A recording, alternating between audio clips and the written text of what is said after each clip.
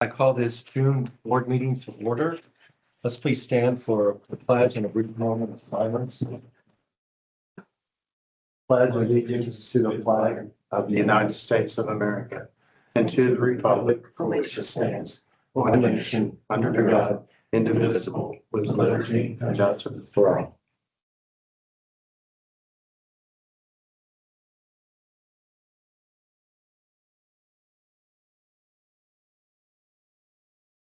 All right, thank you, everyone.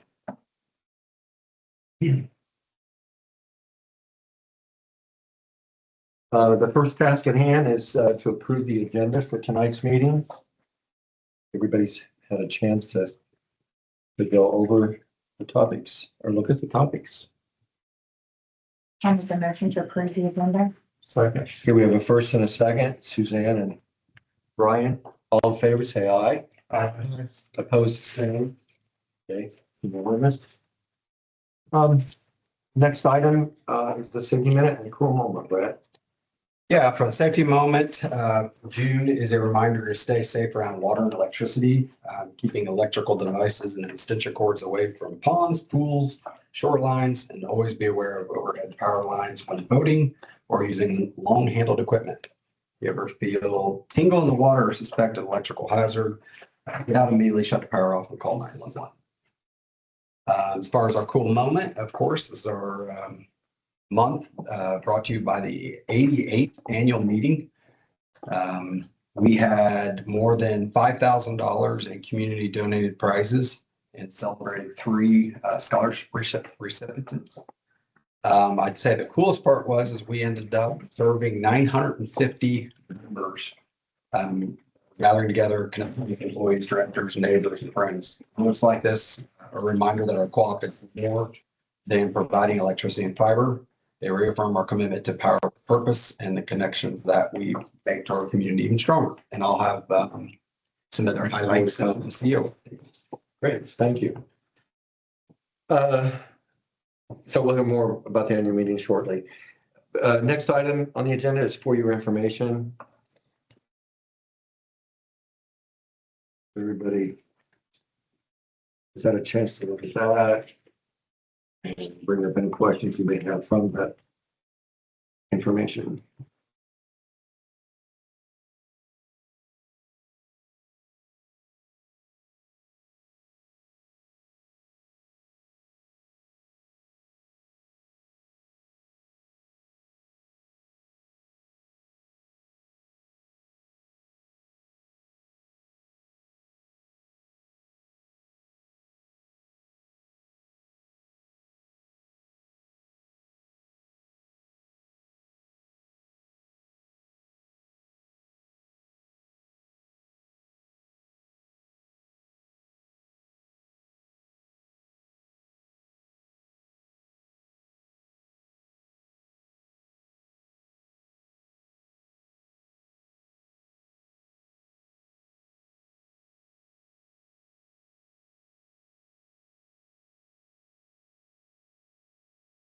I've had something that I've been going to ask for quite a long time and haven't. When IEC comes in and does some kind of safety training and we don't have all the linemen involved, how are those that are not present given that information? So typically they'll either participate at a surrounding. That's typically what happens. Okay. But it depends on what it is. So if it's CPR training, that's a requirement every single year. So they'll go to a surrounding. If it's a training that's not necessarily a requirement or something they feel like they have to be to, they would just skip it. It just depends. It just depends on, Yeah. okay. But a lot of times when they're going around, we can go to Barth or any of the ones that are using JP. Sure. So. Okay. I do have a question on the American Express charges. Mhm. 1, 2, 3. Page 5. Second expenditure down. I note the name. Page 5. Oh, it's on the actual bill then. Yes. 1 second.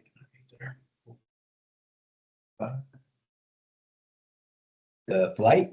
Yes. Remember what conference that was? Oh, the name on there. Yeah. So when she booked those, she booked both and then there was a reimbursement paid. Yeah, it's the same question I Yeah, asked. that's that question too, yeah. I thought that was probably the one you're on too, but. That's It been, did that, it did that recently. I haven't seen it do that. That's why I, So is that they remit payment then somehow, or is that how that works? we'll bill them or they'll actually just take it. what we do, if anybody has if there's anything that is personal, it gets billed through an AR to the employee. They can either write a check or pull it from payroll. So, Yeah, I've made a comment to leadership though, that I would almost rather these be, put on your personal card and then we'll reimburse you. I think the reason we haven't done that is because it requires, well, normally, historically, I think you could pay it two different ways. When I went to pay for my flight to the CFC forum, it took them both at the same time too, and listed them the same way. Yeah. So I think this might be a change in how they process stuff as much as anything. you're just talking about that. Yeah. Yeah, I'm just talking about, is it really, do we want to charge both? Well, I mean, I think historically you could sit by each other, but you could charge one on one card, one on another. Yeah, And I don't think there I got you. is at least that's how after, because I mean, I was going to do the same thing till I saw that. And then I thought, well, I better put that on my personal card. Just, I asked the same question, Dale.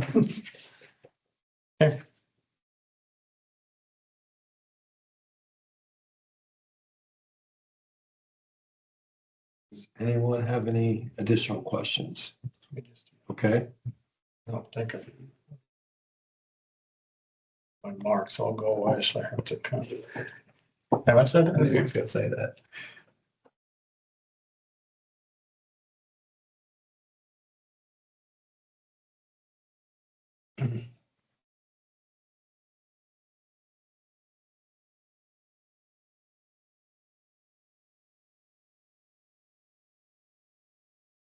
For this one specifically that's on here, this isn't a requirement and we do it every year. Gotcha. So most likely they just won't. Yeah. I was just curious in the past, we typically seen the majority of the names signed, but yeah.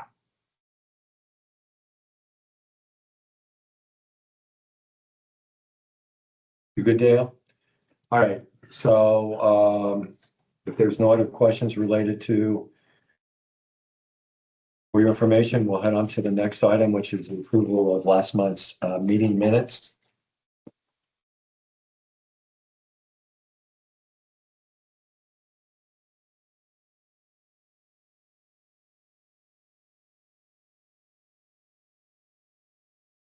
Brett, what did you find out today about what we talked about, the community trust then? Right there.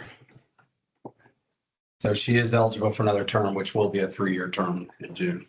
So it is right.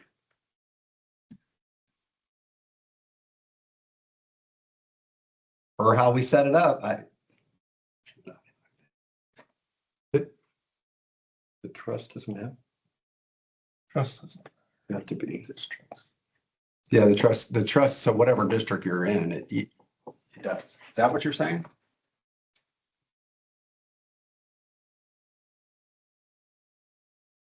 If you're saying the districts don't matter, then we don't have to worry about it. Well, so that's she was elected in District 7. That's correct. And then they were gonna be allowed to finish out their term. This is starting a new 3-year term. Yeah, I didn't ask that question. No, Okay. because when I was asked to ask her to run again, it was only for a 1-year term to finish it out. Yeah, I misunderstood.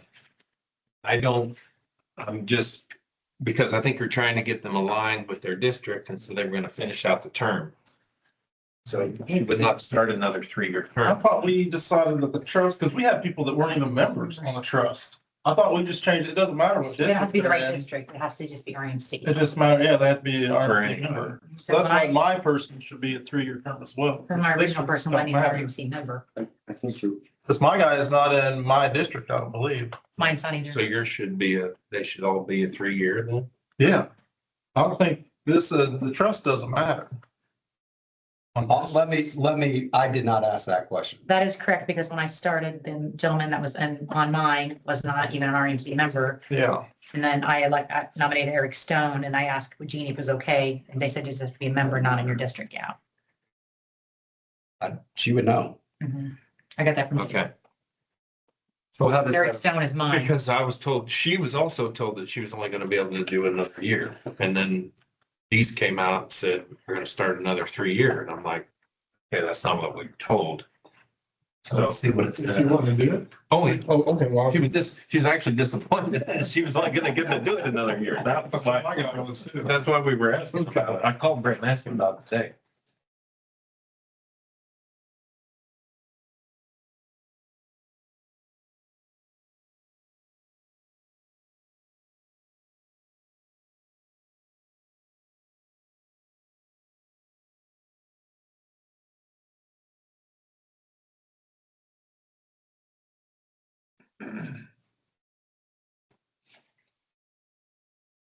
Looking, I don't see anything which says that.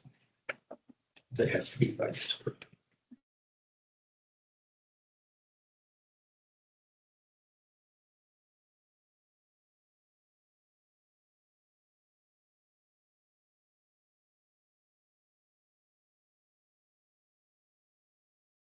well, we did approve them last month, correct?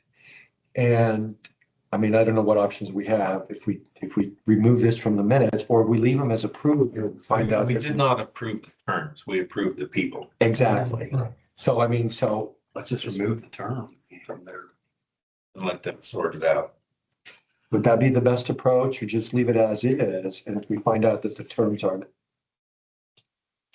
This continues to get really confused when we did the redistricting. I think it'd be really nice if we had an accurate record somewhere of what it really is. I have one. So I thought now that I'm kind of remembering, I thought like we're gonna let Clay's person, because his district was the one that was. We're thought like we're gonna let them ride out their term and then they would just be done and then it would just be down to 7 Correct. on that. Yeah. I thought that's Miss the only Clay's. thing. But then, I mean, the nominating committee was more complicated, but this shouldn't be as complicated as that. Yeah. Because the lady I nominated was for a 1-year. Yeah. See, this isn't even, Why was that? To get back on schedule is what I'd understood. it's all written in the bylaw. Hold- Give me one second. Okay.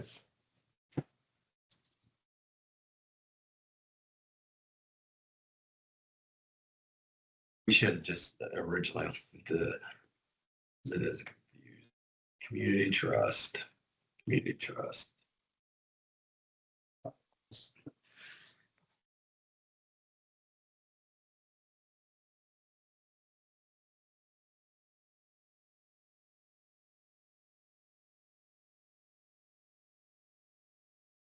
There should be a trustee from each district of the board of directors, the members of the community.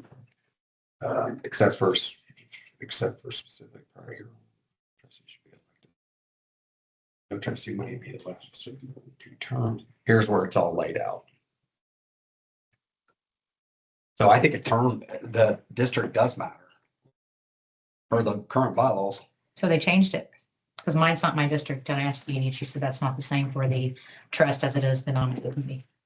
So it's changed since mine was. Must have, I see you can change it. There's this is what Aaron did. In connection To change our whole district. Board of trustees for districts 1 and 2. Well, where does it say they have to be in the same district, though? That just says who has to nominate them or who has them to. Yeah, I think that's trustees Should be the same as the seats on the board. Okay, but where does it say they shall be one? There shall be one trustee for each. It's just- Districts. Okay, well then it's changed since mine, because Eric Stone is mine, and I made sure it was okay. Because the gentleman before wasn't even RMC member.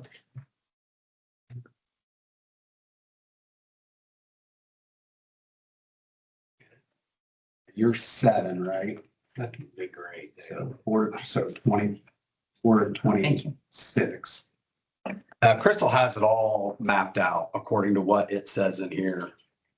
And so I can send that to you, Jason, but It's pretty, I don't think you need to. I mean, it says right here, 3 and 7 for a 3-year term. Well, if it has to be from a district, Person's not in my district Doesn't anymore. Yeah, My person's not my district. I'll confirm and see what.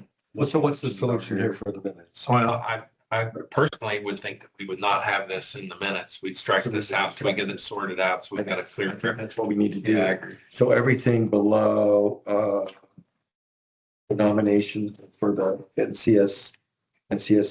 Yep. I'm not trying to be difficult about this. No, it needs to be accurate. And this is not what we were told. That's not what my rep was told. So I just want to make sure that she knows and we know how many term year it is. Okay. Unless somebody else reads that different. It was revised in 2024, so mine was Be before that. different done to the qualifications when they're. Yeah.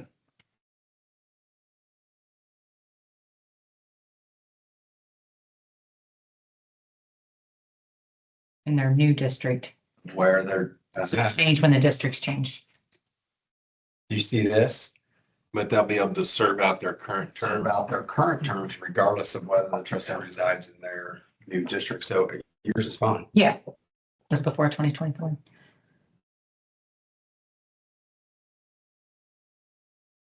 So her current term would only be for one more year.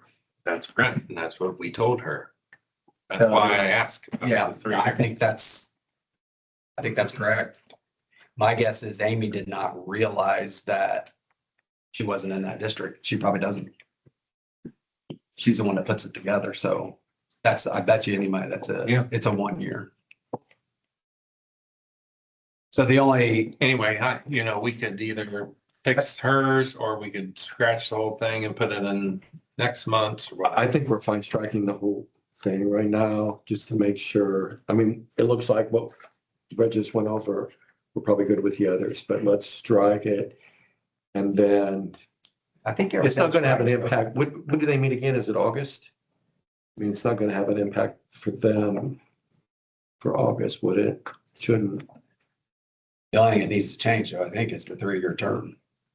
I think the bylaws need to change so that they can be from any district. I don't know why they need to be from your district. I agree. I don't remember changing that. And I'm sure, obviously I did. Yeah, Well, the board would have. Yeah, we would have. I don't I remember. This board.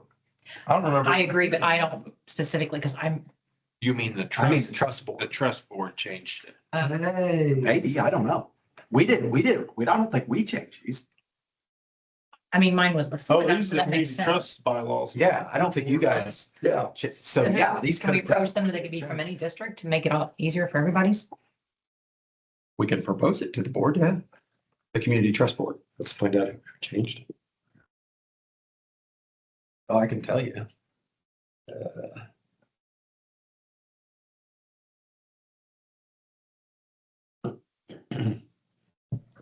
If it's in here. It's not gonna be a bad.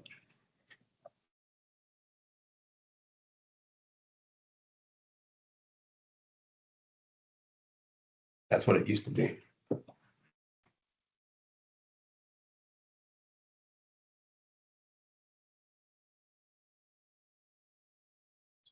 Yeah, I guarantee this was all done when Aaron did it, but I bet you if any money, it was approved by the board of trustees, not you guys.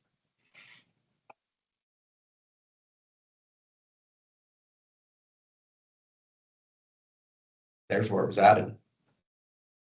So it used to be that there didn't have to be one. That board changed it when we did all the redistricting. But doesn't that make sense or not? Shouldn't be in the district. Well, to have one state, you got 7 districts, doesn't it make sense to have on that board as well, to have each district represented? To me, it does. I think even at one time we talked about allowing some at large, didn't we, or something? So it's like, I don't know. We'll have every vote on It sounds like it's not really up to us. that. Who to? Them. Yeah, but if the name. I don't think you ever actually put the terms in there. I'm not sure why we put the terms in there, but I guess just to be clear. Would it make as much sense to just strike the term? I know you didn't, your motion was not for term. It had nothing to do with term. I don't It's know. only how that- names. Names. But it wouldn't be the worst thing in the world if this was all laid out somewhere, so where we could see it in the minutes. But yeah, just you could strike out the terms and leave the names. Well, I would need to find somebody new then, because his term was up. And I found somebody new, or I was supposed to find a new person for 1-year term. No, I mean, just for these minutes until they, Okay, well, yeah, if this doesn't get changed, then I'll have to find somebody else to follow these bylaws. My person cannot be approved because they don't fit the criteria. So maybe we just hold off. What's We the- confirm What's the everything. board thing? I mean, so you're saying, I say hold off till we get everything. so strike everything below the NCS. Yeah, I'm fine with that. What, Jason? yeah, Okay. I absolutely would. Okay. So when we get a motion to approve the agenda, we'll eliminate all the verbiage below the NCS. Well, within the governance paragraph.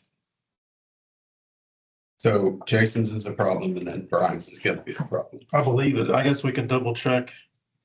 His second final term will be for be a new term. It'd be a second term, To man. me, that's, Yeah. But I guess we need to double check if I believe he's not in mine, but I'll find out. So the question is that a 1-year term? Is he in your district? And then we know that Jason's pretty much is. Okay.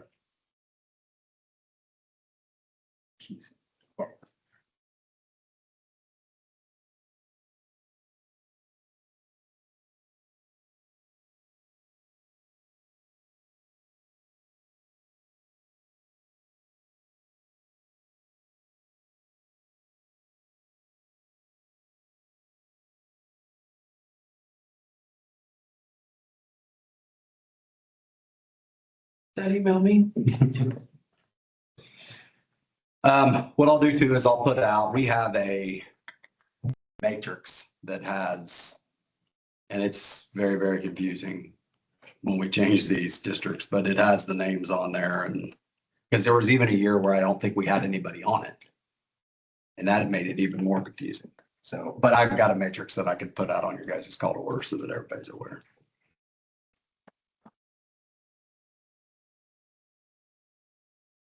All right, so we still looking for a motion to approve the agenda excluding what we amended. The minutes, Right. not the agenda. Oh, I'm sorry. Excuse me, the minutes. My apologies. Thank you. I'll make that motion to exclude it. Okay, second. we have a first and a second. Carl and Dale, all in favor, say aye. Opposed, the same. So that's unanimous then. All right, continuing onward then, operation and strategic oversight. All right, I'm gonna zip through the metrics real quick. So median temperature, we're about almost 3% cooler than our 5-year average for May. Energy was down about 1% over our 5-year average. Demand was down about 1% also. If you look at year to date, we're about 1.7 compared to budget. Commercial and industries is skewed a little bit because of the two caps that we're moving from commercial to industry.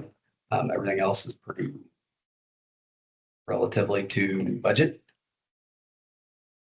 If you look at sales electricity, in our 2026 actuals, a little over what our budget is, which it's still pretty much in line with our 5-year average. Power cost follows that. Our gross margins are really, really strong, indicating our rates are appropriately aligned.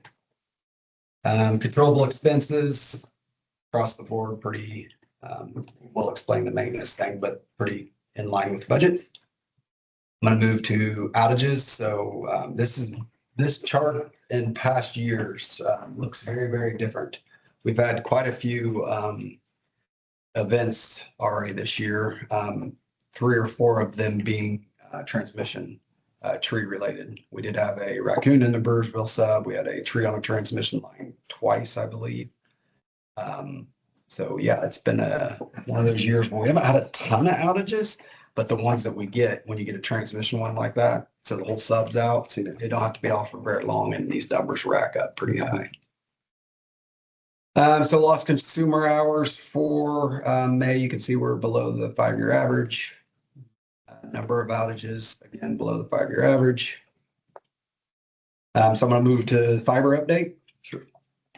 So we'll hit the metrics up first. So you can see our take rate for May. We were just shy of that. Good news is though, is our revenues. So what we call ARPA, that's something that we track at the next level down KPI.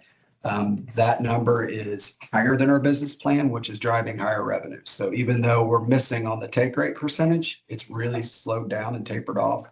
We are hitting our business case numbers when it comes to revenue. In fact, we're over a little bit. Does ARPA stand for something? Is that an acronym for something? ARPU, it's basically the cost or the revenue you generate from each individual customer. Okay, that makes more sense. Yep. And then not much from a debt services, obviously in Q2. BEAD's a little different story. Basically, we were scoped to finish or to start in April with 25 miles in May and 40. Obviously, haven't been able to start. Capital spend's under because we're not building. So just to let you guys all know, our contract is, we've tied off with the IBO. IEC's kind of been involved. We are the first in line. So they are, our contract is in the system at the IBO, getting the appropriate approvals. So it will be any day, and we are the first one. And just to let you know, IEC contacted me and wanted to know if we would be willing to, so they have a good relationship with the IBO. Ryan Hadley's actually talking to Mandy, who's the lead of the IBO, and said, hey, with the REMCs being number 1 and number 2 in line for approval for these, what's your plans on doing some press stuff? And she was all about coming here to Decatur. So we are planning an event here. We're trying to get the governor, but I don't know if that'll work or not. To do sort of a event, press release type event, because we will be the first, and we are, according to the IBO, more ready to go than any other entity at this point, as far as our environmentals, all the information, planning information that's been submitted. Literally, as soon as we get this and we get the environmentals approved, which it's 99% approved, we're just waiting on a last signature from the NTIA. As soon as that's all done, we will be ready to go. So that's in the planning stage at this point, but when we get closer, I'll let you all know. So bottom line, we're verbally approved, but we're still waiting. Yes. Any day, any day. But I mean, that's been, Any day. right? Yeah. There's not much you can do though. I mean, we pushed them as hard as we possibly can. It's got to go through the approval process. A couple other things. The truck has been ordered. Our splicing tools and have been ordered also. Our trailer is here. If you want to see the trailer, it's out back. I did want to follow up on, so we had asked to do the lot out back and to bring all the material management stuff in-house and to save money. We ended up, so we asked for $310,000 to do 3.5 acres of stone and fence. We fenced the entire thing and we stoned about 2 acres of it. So there's about a little over a grand there left. Our spend ended up at 160. So we asked for 310,000. We spent about 160. Some of that is obviously because we didn't need that extra 1.5 acres. And so we just left it the way it is. It's all fenced. But anyways, I wanted to report out those numbers. So we're in line and under what the budget was to spend on that. And it's kind of a closed out project. Any questions on fiber? So the lot, we're not doing any more to it than it's. Not right now, no. So there's 1.5 acres that's basically weeds. It's fenced in, but we will not, we just didn't see the need to go ahead. We had enough room with the 2 acres that we did. And so we didn't see the need to Gotcha. put more gravel out there. Especially if we end up doing something like They got some of the trailers and everything. Yep. So. Did you get the law or the other big lift that you needed to move things out of the? Yes, Okay. the bigger, yeah, we got the one from. Yeah. We ended up buying a used one. We bought Well, it. that's what. It's had its issues here and there, but it was cheap. Any other questions on? All right, move the construction work plan. If you look at our metrics, we are off track in Q1. I've got us in yellow in Q2. So we agreed to a 10% reduction. We still believe we can get there by Q4. But we've had these storms and these transmission outages that are really hitting our numbers. So that's kind of where we're at right now. No excuses. That's what we signed up for. So we are still tracking and doing the work there. Fuse coordination is caught up now. So we are on track to having that completed in Q2. You'll see some of the spins starting to come through on that. Load balancing, we don't start until Q3. Loops and ties, we're about 50%. We planned on by the end of Q4 to be 40%. And then the aged infrastructure stuff, we're about 40% basically on the plan. Automation, again, those parts, we won't get that until probably the end of Q4. So we won't have that done until Q1. So what I would suggest is as far as scope, we are back on track as far as scope of all of our 5 projects. And then when it comes to capital spend, we are within budget as far as Q1, Q2 on those projects. Questions on anything construction work plan related? All right, so now I'm going to go to the annual meeting recap. So if you look at, it was kind of an interesting year because we gained 100 members, but we lost about 100, roughly numbers, about 100 votes. So we ended up at 17.74, which I would suggest it's down from last year, but in my opinion, it's still a very, very solid number, especially having 2 uncontested elections. You would expect that number to be a little bit lower. Interesting enough, though, we are still moving the needle. People are going away from paper and more online. So we moved from about 19, No, 35. we moved from 35 to 40% and then 65 to 59% on the paper. So we are still moving in the right direction on those. I thought this was interesting. We do basically a survey that just asks how they like the election process in general, right? The multi-platform with the bios on there and everything. And I thought this was something that number one, it's 279 folks that filled out the survey, 89%, which represents 89% of the folks that did the survey, is very satisfied and satisfied. There was a lot of comments that said, keep this platform. We like this platform. It's easy to navigate. The bios pop up right there. Folks really like the folks that do use Smart Hub love it. There was a lot of Smart Hub compliments in there, but I thought this was a good piece to for you guys to see because we do. Anytime someone votes, there's a survey that comes up. So, and we get pretty good participation. Brad, can you go back?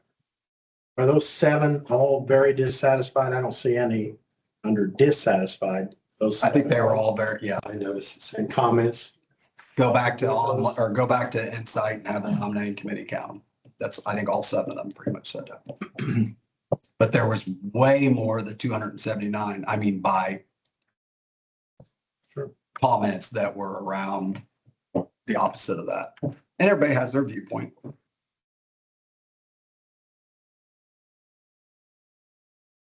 There was a lot of comments that just said like, love it, great process, easy. I had a member question the cost of this, and I know that's something that contract wise you can't reveal, but can you go into the benefits? I know you've got some of the benefits, but what SBS all does for us? I'll go through the timeline. I'll go through the timeline and then the benefits. So back in 2017, and this chart shows it, right? In 2017, we had a group of members, a large group that had asked for they didn't want to be able to, I have to go to the meeting to vote, right? So overwhelmingly, the board in 2017 was hearing that the membership wants an early option, multi-platform option, right?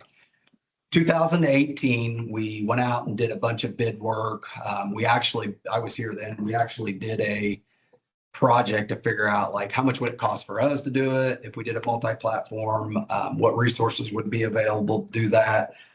We ended up finding out that it was much cheaper to go through a platform like Survey and Ballots. We also looked at like Black Diamond. There's like a bunch of people that do this. So we looked at a bunch of them. We had bid proposals on a bunch of them. We found out that actually it would be, number one, cheaper from a development standpoint to use their process rather than our resources and to have to develop a process that is secretive, right? Because it's not easy. You have to have some software behind it. So in 2018, we picked Surveys and Ballots and we went with it. The board changed all the bylaws accordingly to allow that to happen. Then COVID hits. So COVID hits and we do no on-site voting for the first time because we had done on-site voting prior to it, Survey and Ballots. From COVID on, we saw that you've got literally not even double digits people voting on site. And the cost to have SBS there so that we were still an arm's length away was way overwhelming. So the board decided at that point, we're not going to go back to on site, right? So we're going to stick with the multi-platform. The benefits of doing it the way we do it, number one, it keeps that security, right? So it keeps us at arm's length away. We don't know who's voting. We don't know who's voting for who. Survey and Ballots doesn't care what director wins. They don't even know you. They're not even from this state, right? So it keeps us a complete arm's length away from the process. No one can say that we have any ways of changing votes and things like that. Number two, they're 99.999% accurate because they use a scanning process. And so every vote is not counted by hand. It's counted by a machine and they audit those. So it's 99.99% accurate, which I would argue that any human beings that are counting these things are not going to be that accurate. Two, it was cheaper at the time and probably still is cheaper to have a system like, because Survey and Ballots does thousands of elections, right? We're going to do one a year. So the amount of resources used to do it, the amount of dollars you would need, capital you'd need to invest in a process, it still makes sense to use their system because it's already developed. They use it for minutes. It's economies of scale, essentially. So the benefits, again, security, accuracy, and it's you get the economies of scale. What I would go to ultimately, if we want to just look at the data, we've doubled our votes. The members asked for it in 2017. The numbers are paying off, right? People are even going to the online platform more than the paper. And secondly, 90% of our members like this process. Did I give you the story? Rough magnitude order, which I was told I can give, it's roughly right around that $20,000 mark. So it costs money to do this. I would argue that if you were to get sued, it's going to cost you way over that amount. And so I think it's money well spent for the benefits that we get.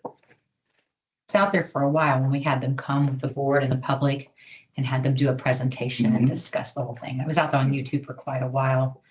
Not that you didn't cover all the benefits, but there's even way more. Yeah. These are just the big ones. And like here, did they do this survey or is this, This is all implemented by them. okay, And it's part of their package. okay. We used to have a package through them that it gave you a lot like heat maps. It gave you a bunch of stuff about just voting like demographics. The cost of that got higher and higher and higher. And really, there's no value really in it from a standpoint of the election. And so we cut that out years ago. So essentially what we get today is what's in the report, which is, now it does break it down by like district, how many people voted, and then by candidate, it breaks it down and it gives you the verbatim comments and then this chart here. And that's basically all you get Okay. in the package. We've shopped this out for the last, I want to say 3 years. to other vendors, because there are quite a few other vendors, and Crystal actually did it. The cost difference between different vendors and SBS isn't enough that when we meet with the folks that use everyone else, they do not have good experiences with them. And most of those that went with somebody else are back to survey and ballots. Survey and ballot is primarily who all the co-ops that have this type of platform. The only other thing I would say is what we've been through for elections. I think we have people that call me every year and say, what's your guys' recipe? Because it works, right? And so, I mean, our number, not very many co-ops in the state of Indiana are seeing 17, 18, 19% turnout. They just aren't. Which is sad. It is. But it is I mean, it's sad. It really is. I would do. For the amount of complaints we get, more than 17% complain. I mean, no, seriously. I mean, in perspective of how many percentage of people complaints and phone calls we get or emails. So I've actually said a few times that, you know, a lot of people don't understand governance and the fact that this board is chosen to make the decisions like bylaws and to make the decisions for this co-op. You are to represent your constituents. When your constituents, 17% of them, only ones that vote, it's like, I mean, not every member can be in this boardroom. It doesn't work that way. You have to vote. So I'd love to see this 100%. But I will say where we're at is I mean, there are a lot of other co-ops that even with a multi-platform, sometimes they have a hard time getting quorum. So being at 17, 18% is not, I would not be completely disappointed. And the data tells, I mean, I feel like we've done a really good job of listening to the memberships and what we're doing. And the majority, I know it's not always the loudest, but the majority of folks like what we have. And other co-ops are calling on us for our recipe.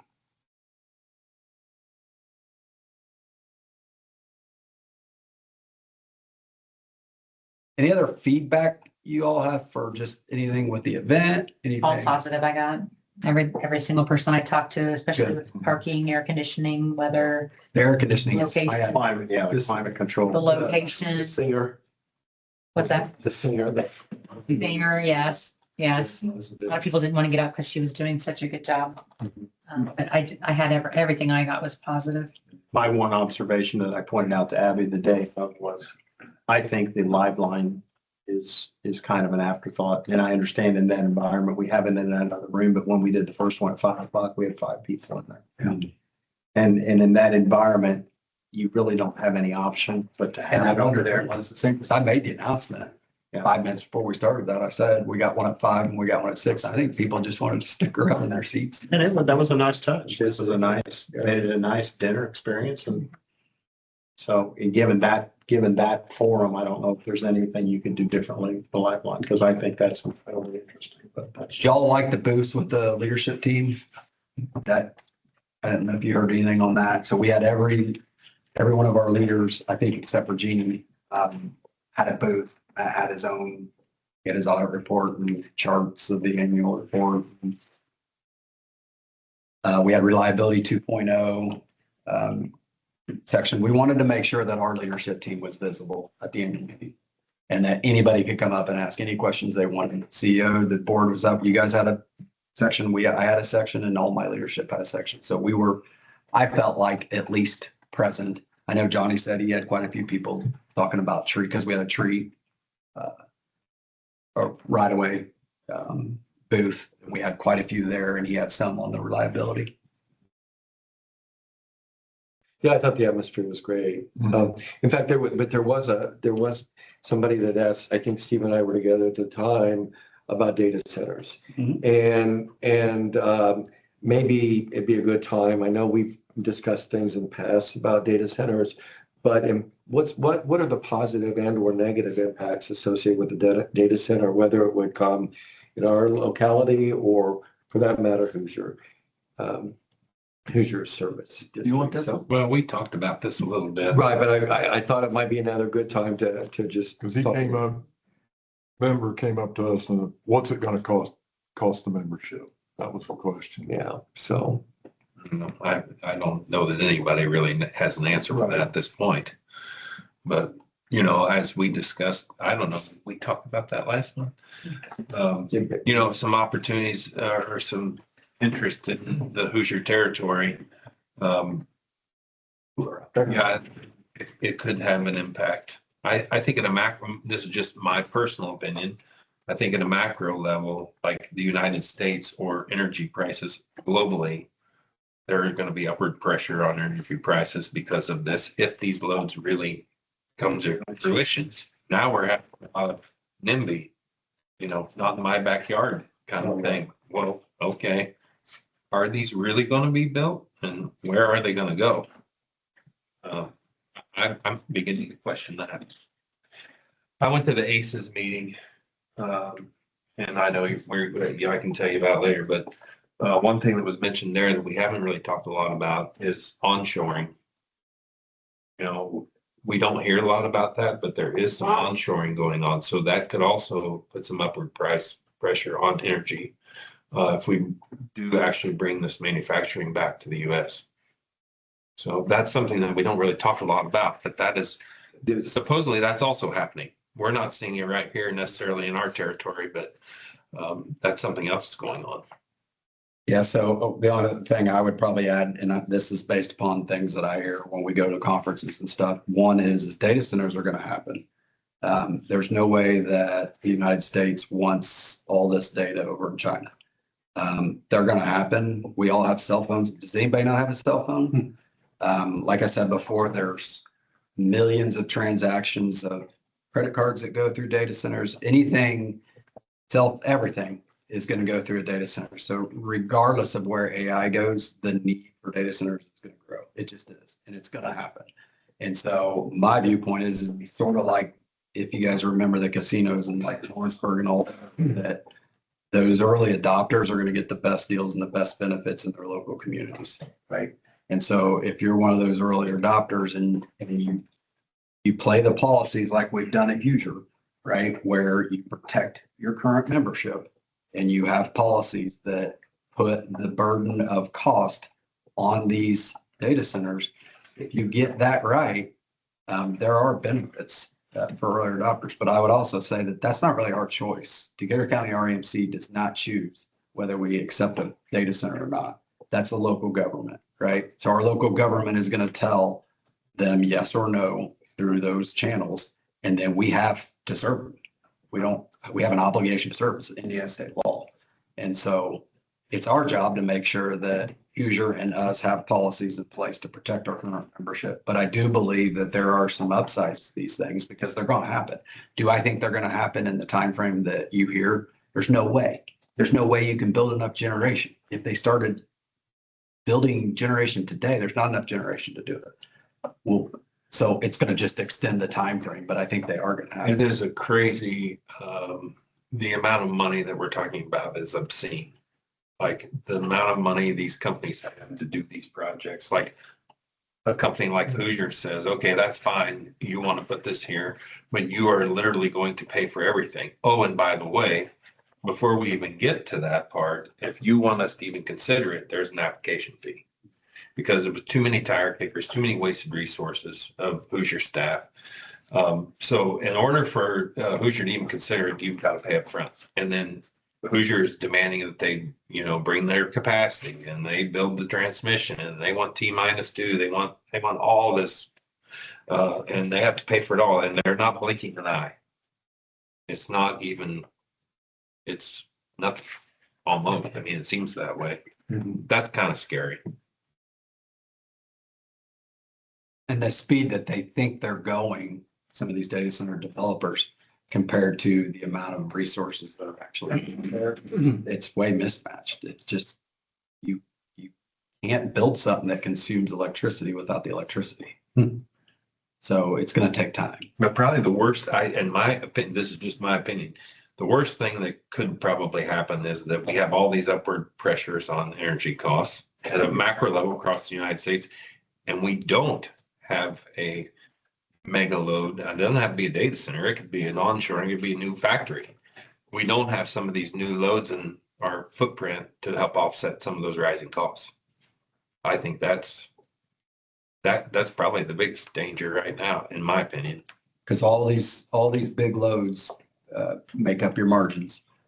And so if you miss out on those and you're seeing upward pressures, which we know in 28, 29, you're going to see, you miss out. So They talked at the CFC forum that I think it was Pompeo said that the data centers are going to be a national security issue. Either we're going to build them or the Chinese are going to build them. We can't afford to lose. And that's. I think that's the administration's. That's the administration's Yeah. view right now is these will be built. And we will figure it out was what his comment was.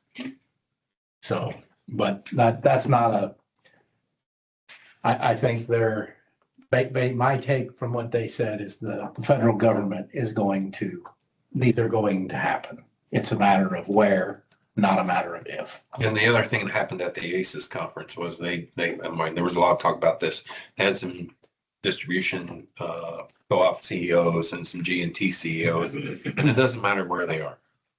What part of wherever they're from, they're all having discussions with these hyperscalers and mega load type people. It's happening. They're trying everywhere. Yes. All right, anything else from the annual meeting? I just got, and I'll ask it in the form, it can be a rhetorical question, but you know, the question apparently that was asked about data centers, would it be suicide to have an open forum in our agenda? Instead of, you know, we have our published agenda where we go through everything. Would it be political suicide or a slippery slope that we don't want to venture down to have a question and answer session with everybody sitting there rather than going to Brett's booth or Matt's booth or Johnny's booth it's not data centers, you mean? not anything. So that the person that came up and asked Steve can ask that in an open forum. That's a town hall, right? I mean. Yeah. I mean, would it be a I think you slippery need to slope? do that in situation where you have experts there. Yes. You have to have experts. Yes. I don't think it's, I mean, no offense. I don't think. Not anybody. Yeah. I don't think it's me. I mean, some of these data center things, you know, we know the industry knows not how to not do it, right? You can point to Virginia. But Brett's right. I mean, at the end of the day, and this is Hoosier's standpoint too, it's not our decision if we get one of these loads. It's the local government. And if they say you're going to get one, we're going to have to figure out how to serve it because we have to under the law. Because we're not the And decision maker. and then we have to protect our legacy members to make sure we don't end up building a bunch of stuff that has stranded costs attached to it.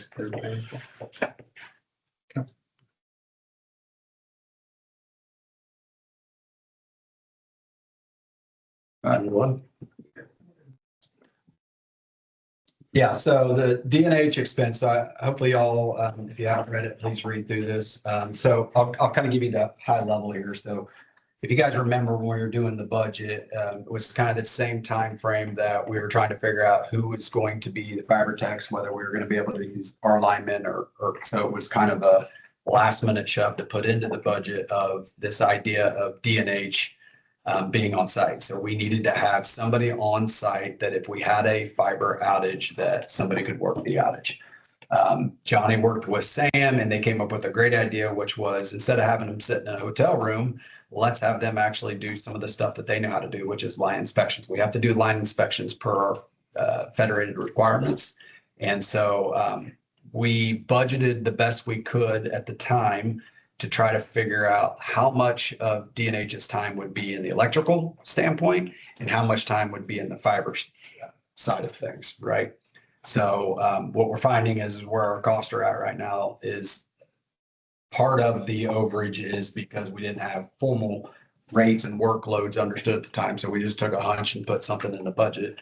That's one. And number two, and probably one of the bigger ones, is the delay of beat. So they're working on the electrical side way longer than what we thought, because they're not, we don't, again, I would rather them working and doing something on our electric side than to be sitting in a hotel, just being prepared for an outage. The good news is Sam's idea, Sam and Johnny's idea has paid off. We've gotten well over 9,100 line inspections. So we measure line inspections by poles. So you can essentially say we've been through miles of line of about 9,100. A third of the system. Yeah, about a third of the system.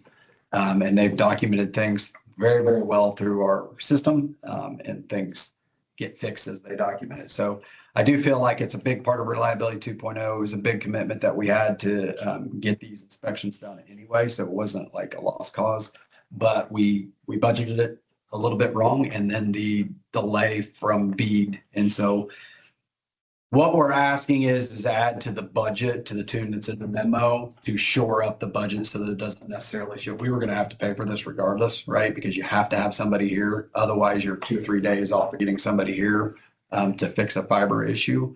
And I feel like we've utilized them on our electric side where we've got a really good bang for our buck. You're just gonna absorb this through margins. I mean, there's no bar or anything attached No, to no, no, this. it's not enough money. You're gonna have, but your margins are strong. You're gonna be able to absorb this. Absolutely. Yes. We would have been doing the inspections if.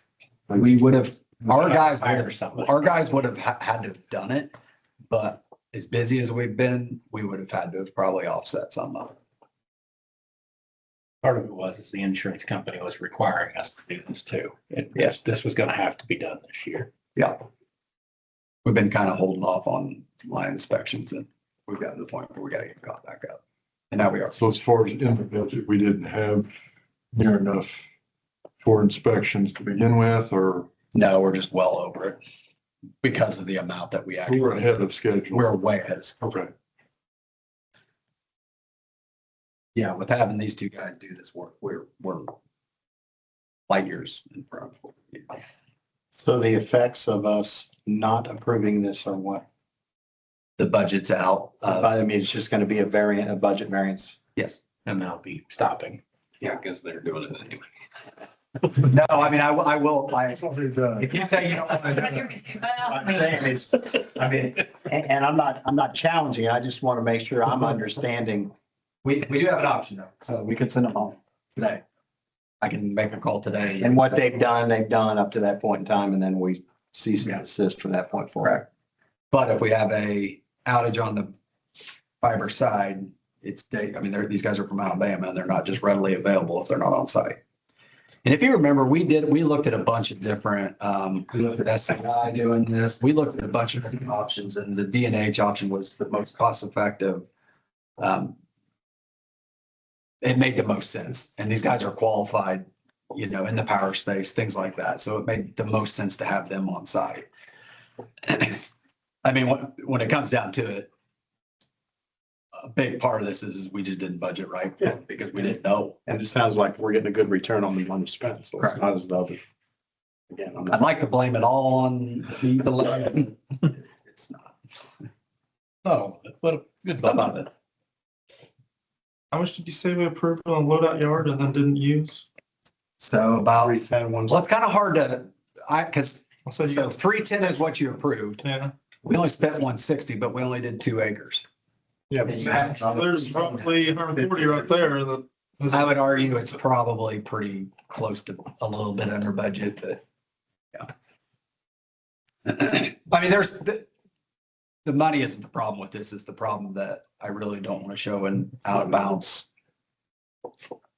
budget when we didn't have a ton of control over it. And I think we did the right thing. I guess what I was getting at is that yard was an additional budget ask, It was capital, right? or was it part It of? was CapEx, yeah. This is gonna be. This is gonna be a different bucket. Yeah, In other words, it's going to show up in Johnny's budget as an over budget. yeah. To Jason's point, the margins are there to absorb it.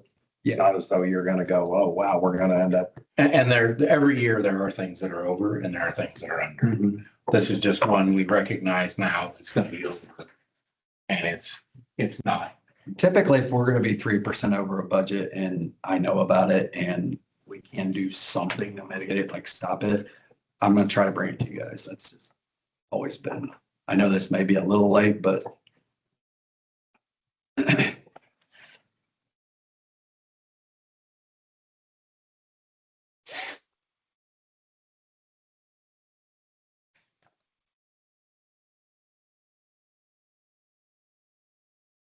if they continue inspecting and BEAD keeps dragging on, how long? Beat's gonna be here the next day. You've been saying that for how long? And I know you have no control over that.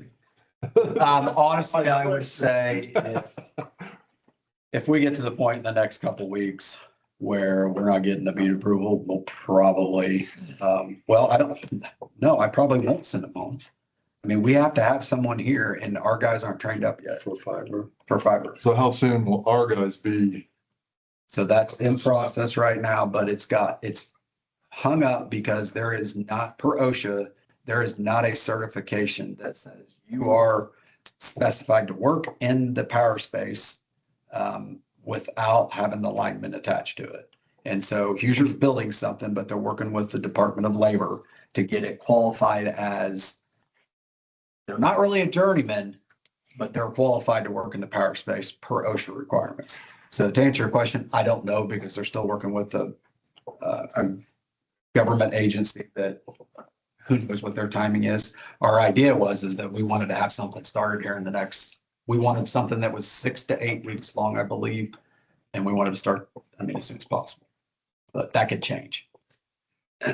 That's been way more we thought it was easy as send them to heat, strip everything out that has anything to do with lineman work. It's just identifying hazards.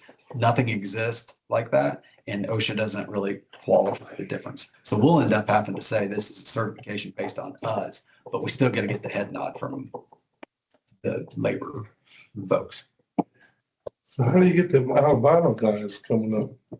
They are self-certified. They have their own training program that's certified by, Which agrees with that? I believe so, yeah. Why can't we adapt with their training? Because it's complete.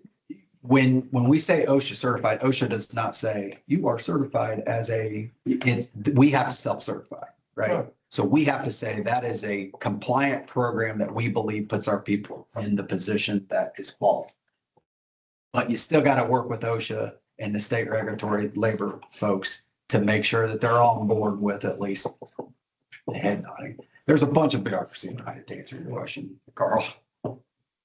We do not want to put our guys in a position where, or I don't want to put us as a co-op in a position where we don't feel comfortable that when we say these guys are certified to work in the power space, and we actually even asked them about, can we send these guys to DNT and get them certified down there, things like that. We need to build a program anyway. Hoosier's going to build the program, we'll have it so that when we have turnover, we'll be able to recertify folks for it. And this is safety related, so we got to get it right.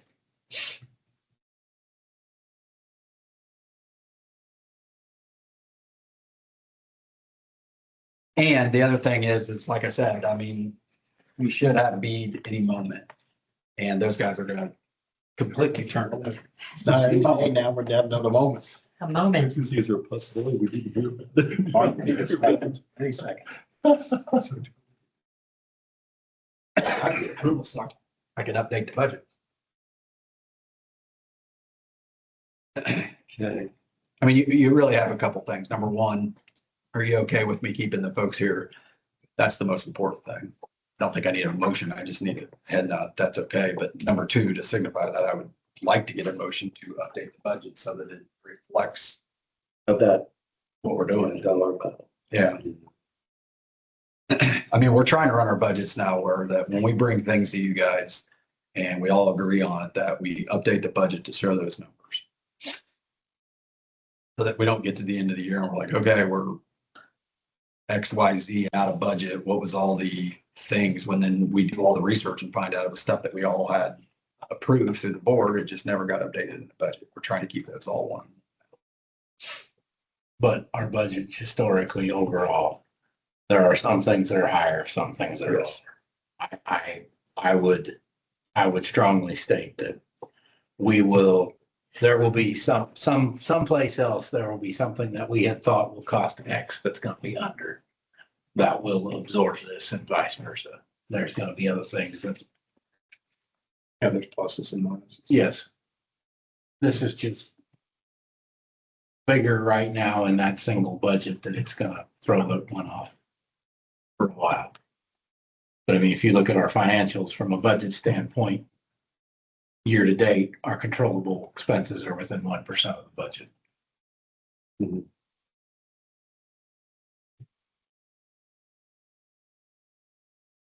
All right, so based upon Brett's ask, are we good keeping guys here?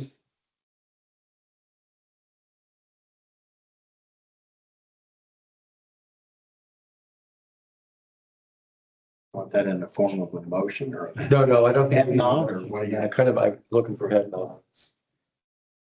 If beads within days, did it have to be addressed tonight? So what happens is they're sitting here next month and we don't have B? Are we gonna? Still have to have the guys Are we still gonna keep doing this? How long is this good for? So this is good for, what do we plan it for? I figured this would get us through half of July. I'm I'm not not even gonna get us to the next board meeting. I was gonna say.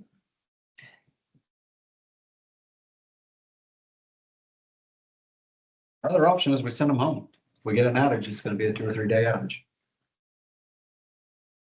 And that's something we can do. I mean, you said you talked with SCI Communications about doing that work at one point. They will not do it for us.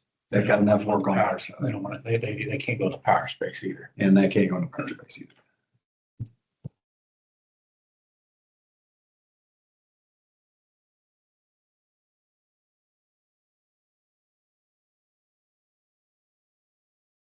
On the beat approval, is there any hurdles? And I mean, is there, I know we're waiting on a signature or two or whatever, and it's at the highest levels, but There's absolutely, we call them almost every other day, Megan. There's absolutely nothing we can do. We are the first one through. I mean, we're the first one. There's only 2 that are in the approval process. we're number one. We're number 1. We will be the first one out of the gate. So Matthew, if this is through the middle of July, we have a board meeting after that, and we still don't have the beat thing, you're gonna ask again? Probably. Possibly. There's some stuff in this budget line item that it looks like it could come the hair under. And that'll, I guess my other, and this is just me, it's just, but at the end of the day, this line item on your budget is out of balance, it's over 150,000, say, or 200,000, whatever it is. Is that really like a crisis? I mean, we have the money to cover it. no. There's gonna be an asterisk, there's gonna be an asterisk at the end, it's the asterisk. But that's why I'm asking you. But then, you know, we're saying, well, our budgets are always within 1%. Well, Well, yeah, keep if it we up. keep changing them, But we never have changed that. but we're going to now. I guess I'm asking, what's really wrong with at the end of the day, Having a big. if it's over, we all know what happened, it's. I don't either, as long as you guys are okay. I mean, Yeah, the budget's always gonna be on if we keep changing it. So does it cost us the same whether they're sitting in a hotel room or we got them working? you know, it's the same. Here's how I would answer that. It's my responsibility to hit the budget. So if you're telling me that you don't want to approve a budget increase, I'm pulling my leadership team together tomorrow. And we're gonna make changes. I'm gonna do something. And so if that's the direction you want to go, our first thing to pull is we're gonna send them home. That's what we're gonna do. I'm gonna do everything I can do to hit my budget. I'm not this, But are these one issue? Are they 2 issues? it's the, But I think what you just said is exactly the point. That's exactly the point. And I think maybe we don't understand exactly. I mean, that's what you got to boil this thing down to.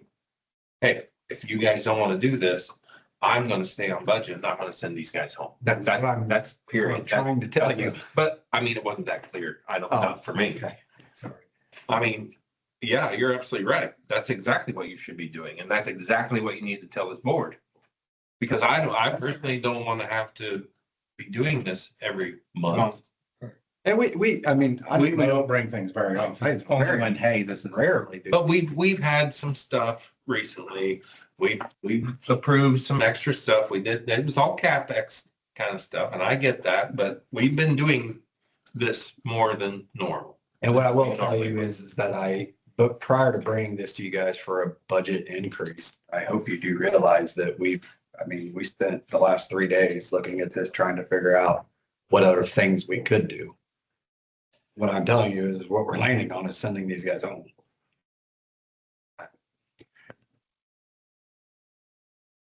And I don't even know what that's. My guess is you send them home and 3 or 4 days later, you said, bring them back. Bring it back with a, Let me ask what may be a dumb question, but is it possible to not send them home and not approve this additional ask? If you tell me that's what I have to do, that's what we'll do. He's saying he will, but he doesn't like it. I know. I understand. I mean, to me, it makes sense that they go hand in hand. I like a culture where when we have a budget miss, we as a company sit around the table, and figure out ways to mitigate it. That is the culture I want. I think we are sending a terrible signal by just saying, well, we're just going to run over. I think you guys as a board should expect me to bring things that we. You're just carrying first quarter. So, You're just saying they're this much over just after the first quarter. well, this gets us through July. Or mid-July. Mid-July. We baked in there them as not getting that was a discussion we had.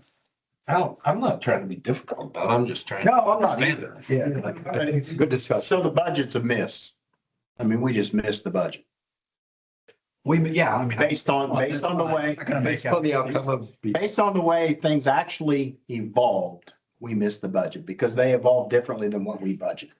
So we now have this. Yeah, and when you say that, it's really two parts. One is the bead, which in my opinion is pretty uncontrollable from my standpoint. The other part is we guessed on what we thought a good number was because it was last minute in the budget when we decided that we weren't going to be able to use them. And we guessed a little wrong, but we weren't that far off. I mean, it's as simple as that. I don't know how else to. The decisions that we made would have not changed.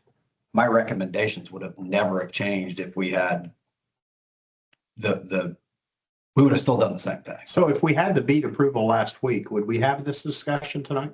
Yeah, because we still would have been over that. Because our budget would have still been askew. Yes. But from a functioning standpoint, cash flow wise, it's no different. It would have been absolutely zero. Actually, to answer that question, I don't know that we would have because I don't know. Never thought of it like that. I'm looking at it more now as we've met as a team and there's, yes, like what he said, there's things that are going to go up and down and maybe they'll absorb it anyway, but Yeah, and there's nothing I can do other than send them home to mitigate it as of today. I understand wanting actual and budget to be like this instead of like this or this. I understand that. And I also understand that there's discretion on what you're going to bring to the board to ask for additional funding like this. It's not going to be $37 I understand all of that.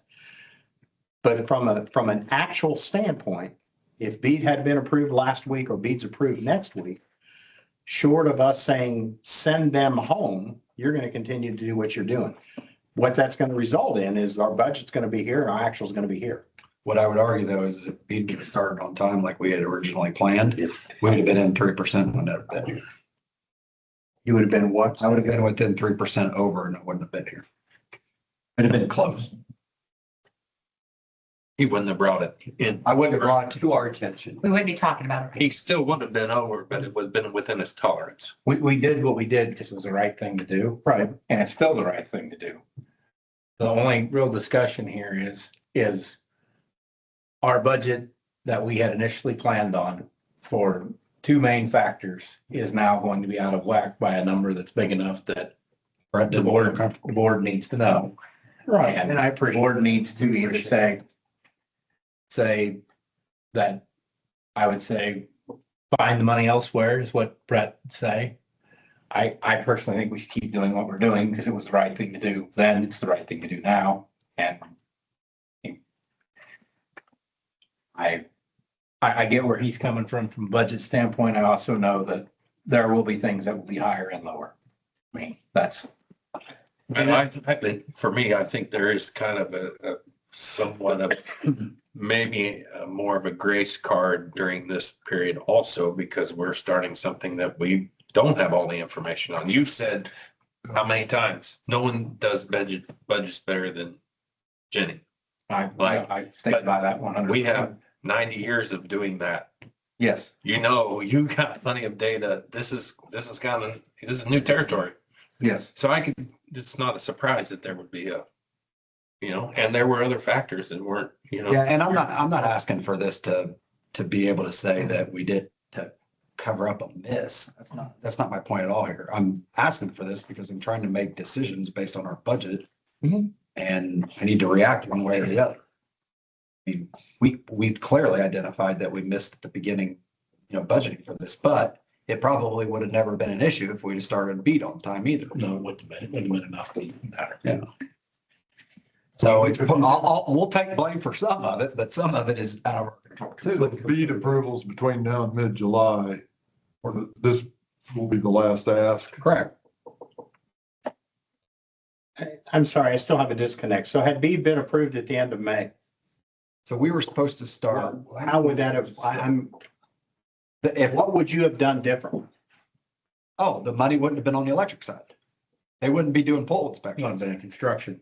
Okay. It would have been on fiber side. And then we would have never. It wouldn't even been enough. Okay. It wouldn't have been Technically, O and weren't you M. going to start in April? Yes. That's the Yes. piece that was. The miss there is they were gonna start doing construction work. They'd have been here anyway to So fix. they're on our payroll, but they're on the electric side, not on the fiber side. Correct, which is inflating my. Well, and they're also got some work they're doing on the fiber side too, because they're not here already building fiber. That was the. That's probably the biggest thing. So as soon as they start building B. Yeah. They're not gonna be on the electric business. Which will be tomorrow. Could be I hope. in a second. So have they, No, could be. so you had like a little fiber you got a little fiber outage a few weeks ago. I don't remember when it was. It was a widespread outage. That wasn't us. That wasn't. I know, but It went down to. wait, let me finish. So are those guys aren't doing those kind of outages. They're doing outages like, hey, this car hit this pole and broke that wire. Kind of outages. Is that? And we have occasionally you'll get a MST that fails. You'll get a drop that had a bad connection. You'll get we do have. I guess my point is, I remember us having this conversation that we weren't expecting a lot of outage restoration on the fiber side because it was new build. Yep. So has that been the case? Yeah, the ones that, we've had a few. Because I can- you've said, hey, we need to keep these guys because if we have an outage, we need somebody to fix it. Yep. So I guess my real. We have question is, that. Are we having outages that they've had to service? Yes, some, not a ton. I'm not a ton, that's a good way to put it. It's been pretty well within what they said it would be. I mean, It's not alarming at all, but we had an MST go bad. We had Yeah, which I have no idea what that is. We had a dog dig up a line. We've had a line or two hit. I think the guys was telling me that a transformer catch fire and melts in of it. So we have had some, but nothing that week. MST is what's on the house. No, it's on That's what's hanging from the. it's on the main line. It's a little box about that big. It's an electronic piece of device that can go bad. And they did 9,100 line inspections. What will they complete by mid-July then? Or what do you expect? What will that number grow to? It'll grow quite a bit. They're knocking these things out. They won't double that number? No, they will not double it. They've been working on these for They started in January. So I could probably do that. Okay. So we still got to get what they've done. We have everything that they've done through May, I believe. So they'll have what they get done in June. So you're probably looking at Another 900,000. probably a couple thousand. Well, the weather's a little bit nicer now. Yeah. If you get the okay tomorrow for B, how long do these guys still stay on the electric payroll? Or will they, as soon as you get, Depends on when we get environmental. Although I believe there are things that we could start shifting them over. Sorry. I wasn't trying to belabor the point. I was just trying to make sure No, that no, it's a good discussion. I appreciate it, actually. yeah, I'm fine with the budget adjustment. How's that? well, I think that personally, we got to keep them around for an outage. You know, it's like I said, we can't do 2 days or whatever it takes to get somebody up here to fix stuff, so. Did you see this? I mean, that outage, I mean, it wasn't just us, people were going crazy. Like, it was worse than their electric being out. So we had a. I mean, the people that work from home, I mean, Should I take out cell phone towers too then? As far as signal for them, I don't think so. they're fiber fed, right? They do have fiber, it's their main, the bulk of their stuff. That's a good question. I really don't know. But yeah, they were getting pretty excited about that. Back to the lot back there, you're saving what, $100,000 or so on the lot back there? Is that on the electric side or is that on the? I mean, you can use that money. It was budgeted into the fiber construction. I see. So, So it's, I mean, and you can't throw that over to the other. one's capital and one's O&M, and how we present our budget to the board. The capital budget's one thing, the O&M's budget's another. I mean, at the end of the day, it's all money. Right, but you're over on that. We're overall Under- top on this and under on that. Yes, that's one way to look at it. Yeah. And that's what I mean by everything balances out by the end of the year. One last question, and I'll shut up. If the electric budget was over, wasn't the fiber budget simultaneously under? Yes, but we added them both together to this. I know. So in the aggregate, there's no difference, right? So in the total budget, we're still going to be within the budgeted amount, this is right? just the line item, The 3%. this line item, we want to. Well, not all of it, no. I know, I'm just being, yeah. But we did underestimate. Being honored. Well, the explanation of electrics, that was the piece I was missing and I couldn't. So thanks for pointing that. I'm good. It's sometimes hard to explain these like intricate. I mean, It took him 4 hours to explain it to me at first. it's a great example of where the fiber and the electric can share resources and use things back and forth as well. I mean, we got something done that had to be done on the electrical side that we didn't have people that could do, and we used resources from another spot. Right. I mean, There's going to be more and more things like this though. I was gonna say there could be There other just just is. force Right. opportunities, right? But back to my question, so if the electric budget goes up, does the fiber budget go down? So in aggregate, the budget doesn't change? I'm Theoretically. you're simplifying it. yes, on most issues, I would argue yes. On this one, no. Okay, because, The part that was gonna go to fiber was gonna be, they were gonna be building construction and not maintenance. okay, And the construction is still gonna have to be done. okay, The construction is not foregone gotcha. because they were doing this, Maintenance, okay. Okay. But a portion of it will. but I already put that into the numbers. but it will in the future lessen the number that we have to spend on inspections. Yes, Absolutely. yes, we have covered our basis for our insurance company that we had to do this. That was something we got. Thing is we're so far ahead that it's not gonna be a wash as far as the dollars that we had in for at the beginning. Yeah. In other words, if all we had was the budget on the electrical side to do the line inspections, got close to $9,000. I mean, there's the added advantage. I mean, the things that they found that got fixed, that's an outage you prevented. Yeah, sure. I mean, it's sure better than having them just sit there.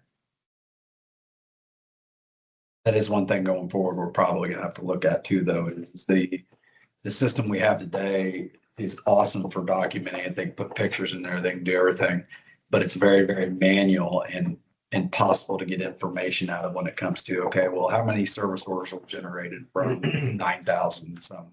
How many were fixed. I mean, there's just no way to pull good data from it and link it. Here was an audit, here's a service order, it got fixed. And so it brought to light some opportunities for the future too, when we build this inspection program out.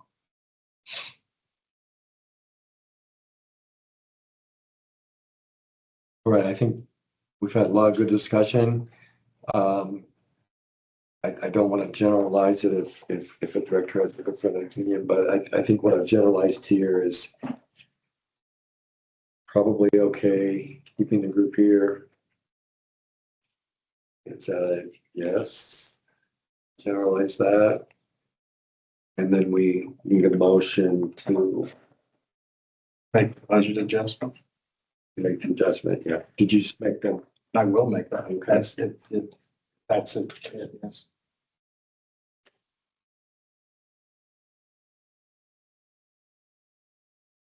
So keeping the people here is not a motion, but if the motion needed is to adjust the budget accordingly to accommodate the ask. That's it. That's the motion, yeah. Okay. I'll second it for you. So we have a first and a second, Dale and Steve. All in favor, say aye. Opposed, the same. All right. Next. Next. There we go.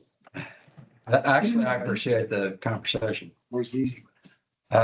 This will be easy. So large equipment disposal, I'm just making you guys aware of this as an SOP. We're not a policy on it, but I just wanted you to be aware of it because it is a change. So our past practice has been any specialized equipment, we trade it in or we sell it back to the original manufacturer to mitigate any liability. That's what my predecessor has always done. Could be a PR nightmare if you sell within specialized equipment, sell to you guys, or there could be some liability associated with it. Sam and Johnny, as we were working on selling that truck because we wanted to trade that truck in for the fiber truck, and it ended up where we bought the fiber truck. They don't sell these type of used trucks. And so they did some investigation and found that there is an online site vendor, which Bartholomew and Henry County have years of experience with. And so we got with legal and we found out that there are terms and conditions that we can put in place with the auction that allows it mitigates any risk that we would have. And the amount of money that we would recoup is way higher from selling through the auction site than to sell bilaterally.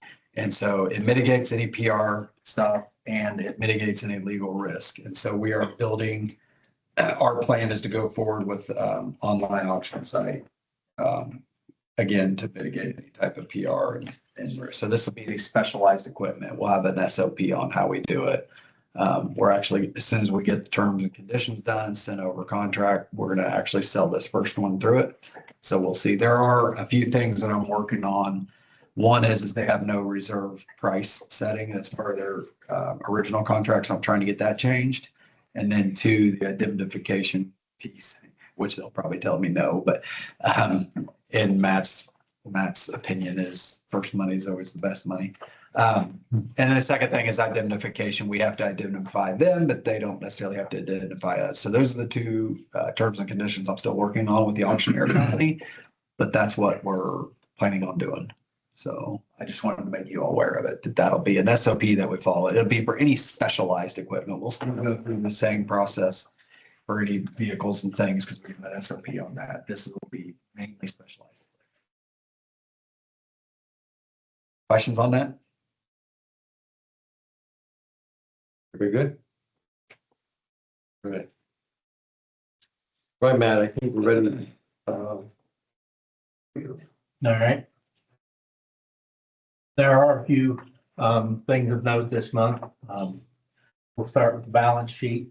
The total current accrued assets down 1.8 million. That is due to multiple different lines. Cash is down about 350,000. We are prepaid at Hoosier. We sometimes prepay them before the end of the month. Our accounts receivable energy is down because we're coming.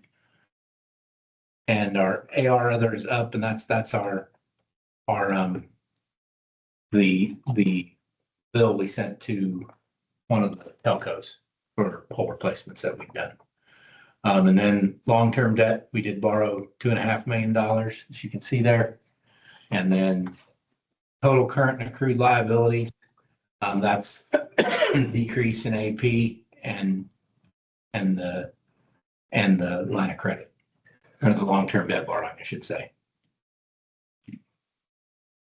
So if you look at your thing in the packet that was sent, you can see the letters associated with those notes. Any questions on the balance sheet there?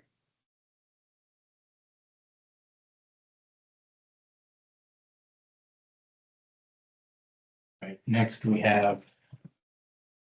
Where is that? The statement of operations.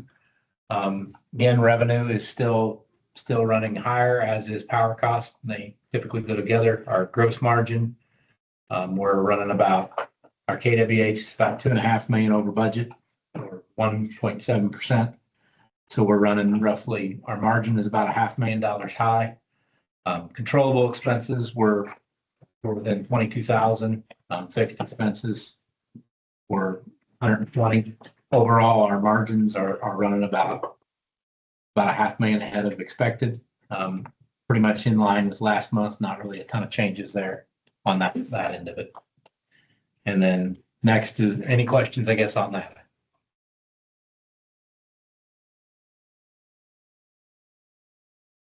I'm not seeing those on my iPad. I don't have statement of operations on me. Oh, yeah, these are, Oh, you didn't put it in there. Okay. say I didn't. I'm sorry. I spoke there. I thought he. That's okay, I'm up there. That's fine. I'll only put these out. That's fine. Okay. Next is the cash flow. As I said earlier, cash is down about 350,000 for the month, which that's just a snapshot in time, so. Then next we have plant. I'd say there's two big things to note there. The distribution work plan, as Brett talked about earlier, that went up quite a bit. Johnny's made a pretty good amount of strides on the stuff there. And then you'd note between this month and last month, the pole replacements amount is down significantly because we did bill out all the pole replacements that we did for the telco. And then fiber, we got a few more things in, but in general, it still has a net zero investment for the year effectively with the grant we received back. So those are really the main things on plant that I would say that are of any significance. Everything else is kind of normal stuff. Any questions on the plant? I have one question on the balance sheet, man. Okay. It's on the combined balance sheet, just there's something obviously I'm missing. If I look at the combined balance sheet, I see accounts receivable at the end of May of $8.9 million. Last year it was 2.4. What am I missing? How are our receivables 6 point something odd million higher? You know, the intercompany between, it's grossing it up. Okay. Between That's the electric and if you look at the fiber and the electric separated out, It's the intercompany elimination. and we're not eliminating those measurement. I'm trying to do them quarterly because otherwise it's just, Thank you. okay. So it's gonna throw that, Are you doing that quarterly on the calendar quarter? so next month. So next month it'll be true. Yeah. One other thing I was going to note too that Matt and I were talking about. So June was kind of the planned date. We were going to bring you guys the 10-year forecast, updated 10-year forecast with more actions from the fiber business. And CFC has came out with their next version of Compass. And Matt actually got to see it at his conference last week. And so we are working on switching that over to basically what we had pretty much ready. Over to this new Compass model because it allows you to use, there's just a bunch more reporting, there's more variable settings and things. And so hopefully that'll be next month, but if not, it'll be the month after. But we are working on that and just want to let y'all know that. We've reviewed, but everything's pretty much ready. It's just a matter Yeah, of transfer it over. transfer to it over, software.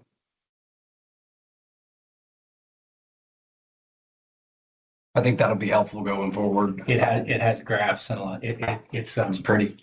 it's got the slide shows that Brent likes. I do. I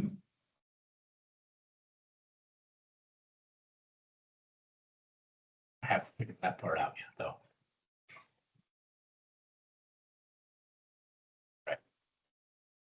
Next.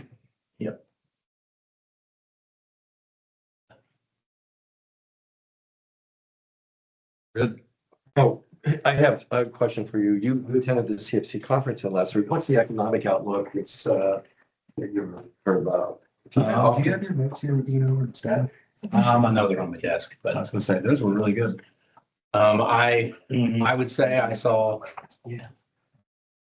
I went to I went a day early and went to the classes. So I took the Compass class for the 10-year forecast model. And that was a 4-hour, 4.5 hour thing in the afternoon. Before that, I saw the economic update. In general, the economic update was things are kind of, we don't know. It was thing, I think that's what it's been for. they have, I would say, the comments that I got is there's a lot of things, of course, the Iran war was up in the air. That could throw things off because that was kind of, on Sunday, it was still going full speed. By the end of the week, it was, hey, this might work out. So the Iran war was potential. The thing that he did point out with his graphs that he had was, he said that he said they use like a dot plot. They get 30 economists to give them their opinion, and then they put and aggregate the data with it. In general, most of them thought growth was going to be, he put most of his economic stuff up on a comparative basis between 2012 and 2019, pre-COVID. And he said most everything thought we were going to have lower growth and higher interest is effectively compared to that time frame. Hmm. So if growth averaged, I can't remember the exact number off the top of my head from the slides, but if growth had averaged 2.5, they now expected it to be 2. If interest was 2, they thought it was inflation was like 1.5. Now they thought it was going to be 2 to 3. It was, everything was just, and he said, of course, the elephant in the room is the national debt. I mean, it's just driving, the amount of money that the United States owes is starting to suck up some of the liquidity. And as you have more debt, more money has to go to that, which effectively reduces the amount of money available for entrepreneurs, which effectively lowers your overall economic ability to grow. So they thought that there would be lower growth, higher inflation, higher interest in general over the next foreseeable future. And his comment that he made that really stuck out is he said, the United States is not in trouble yet. He said, until your interest payments exceed your revenues, you're not completely screwed. And he said, we're still at like 15% of our revenues go to interest. So he said, we got a long way. He said, if we had the political will to fix it, it could take us 50 years and we'd be back on a good path. But he said, he did not believe there was the current political will to do that. So the next big thing would be in like 2033 when they had, there would be when Social Security started to butt up against, there would have to be, that was another one of his talks, the choices. He said we have 3 choices effectively. You can raise Social Security taxes, you can cut benefits, or you can, and he also said you can eliminate the cap, which is raising taxes. You can cut the benefits to people. You can, and eventually, or effectively, you can borrow the money. And he said what's going to happen is the government's going to borrow the money. Yeah, I figured that. So, because that's for sure. that was his suggestion, was that the government is not going to cut benefits for people over the age of 65. They're not going to, the political, there'll be some tax increases and they'll probably eliminate the caps. But he said the bulk of it is going to be, he said, even if you do, he said you'd have to raise Social Security tax would have to go from like the 12%, 12 point, whatever it is right now to like 16%. He said you get some of it there, you'll get some of it by eliminating the caps and the rest of this borrow. That was his opinion. I would say that I went to several different speakers. Went to the thing on AI, went to the thing on storage behind the meter, battery packs and stuff like that. The former Secretary of State spoke. I think it's 50-50, he decides to run for president based off some of his comments. Right. He thought that he would, of course, his was right as the Iran thing was coming out. So they asked him a lot of questions on that. I think what else there was, he was the one who said that the data centers are coming. He said it's a national security issue. They will get built. It's just a matter of where. He thought the federal government might ram them down our throats on where they go.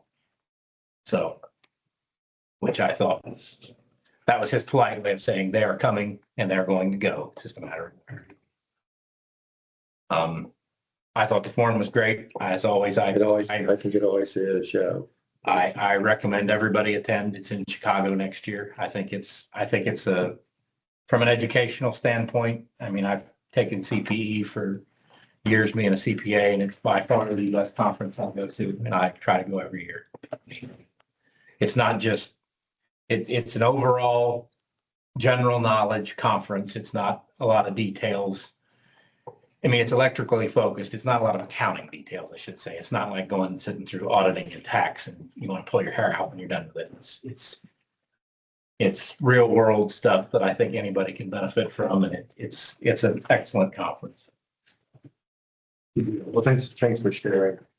So the next item are the board elections, but before we start the process of board elections, I don't think there's too many times, or maybe enough times, that I think majority of people may know who we are, but there were a lot of people when they came into the annual meeting, I don't know that they truly knew who I was, or, specifically. So I'd like to go around the room, state your name, the district you represent, and your primary residence. If you make those statements. Carl, you want to start? Yeah. Look, speak to somebody or. You're just telling the group who you are, your district, and your primary residence. I'm in District 22717 North County Road, 120 East, Queensborough. Jason? Jason Barnhorst, District 7. Well, I want to make sure we got there. District 7, 6694 South 480 East. Dale Warnke, District 6 Director. Address is 3990 North County Road, 150 East in North Vernon, Indiana, Jennings County. Suzanne Parmer, District 1, 394 West County Road, 400 North in Greensburg. Brian Scheidler, District 5, 9861 South County Road, 60 East, Westport. Steve Nobby, District 3, 3209 East Base Road, Greensburg. And I'm Steve Amrine, District 4, 3843 South State Road 3, Greensburg. Thank you for doing that. Let's get started with the board elections. The first item will be nominating chairman of the board. Do we have any nominations?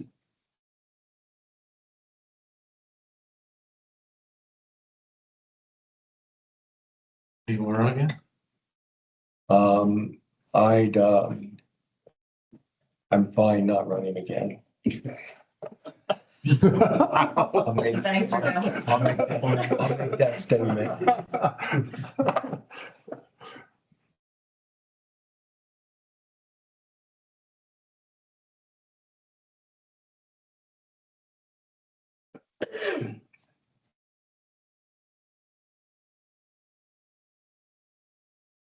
I think I can make a nomination. I'll nominate Dale.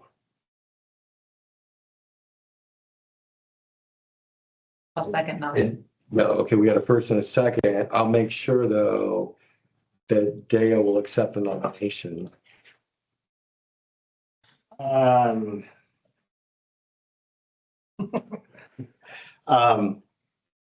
After a lot of conversations, a lot of careful consideration, and a lot of prayer, I will accept that nomination. It's not something I'm anxious to do, but it's something I'm willing to do. Okay. So you accept the nomination.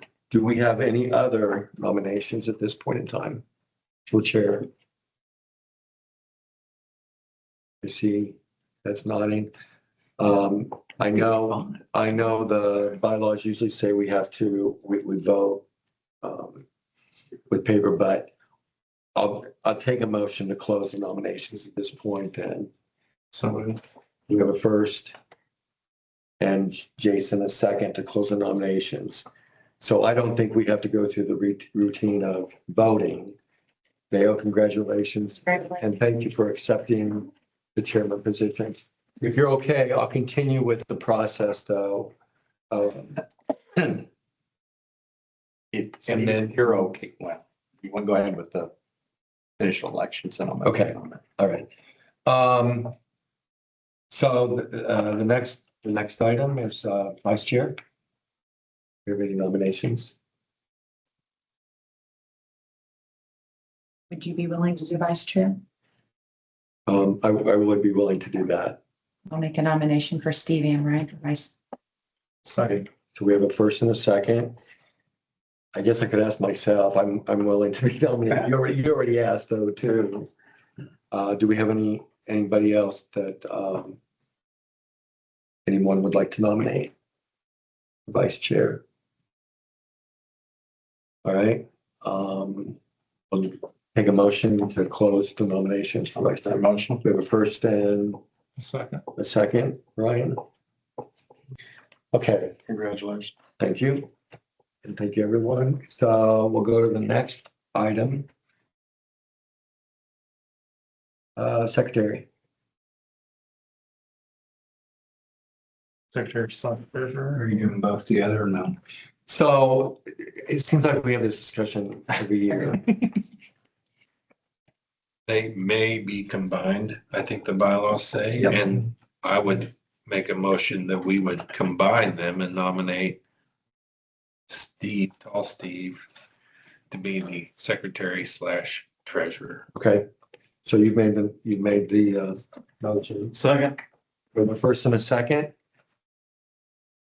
Do we have I didn't any- even get asked.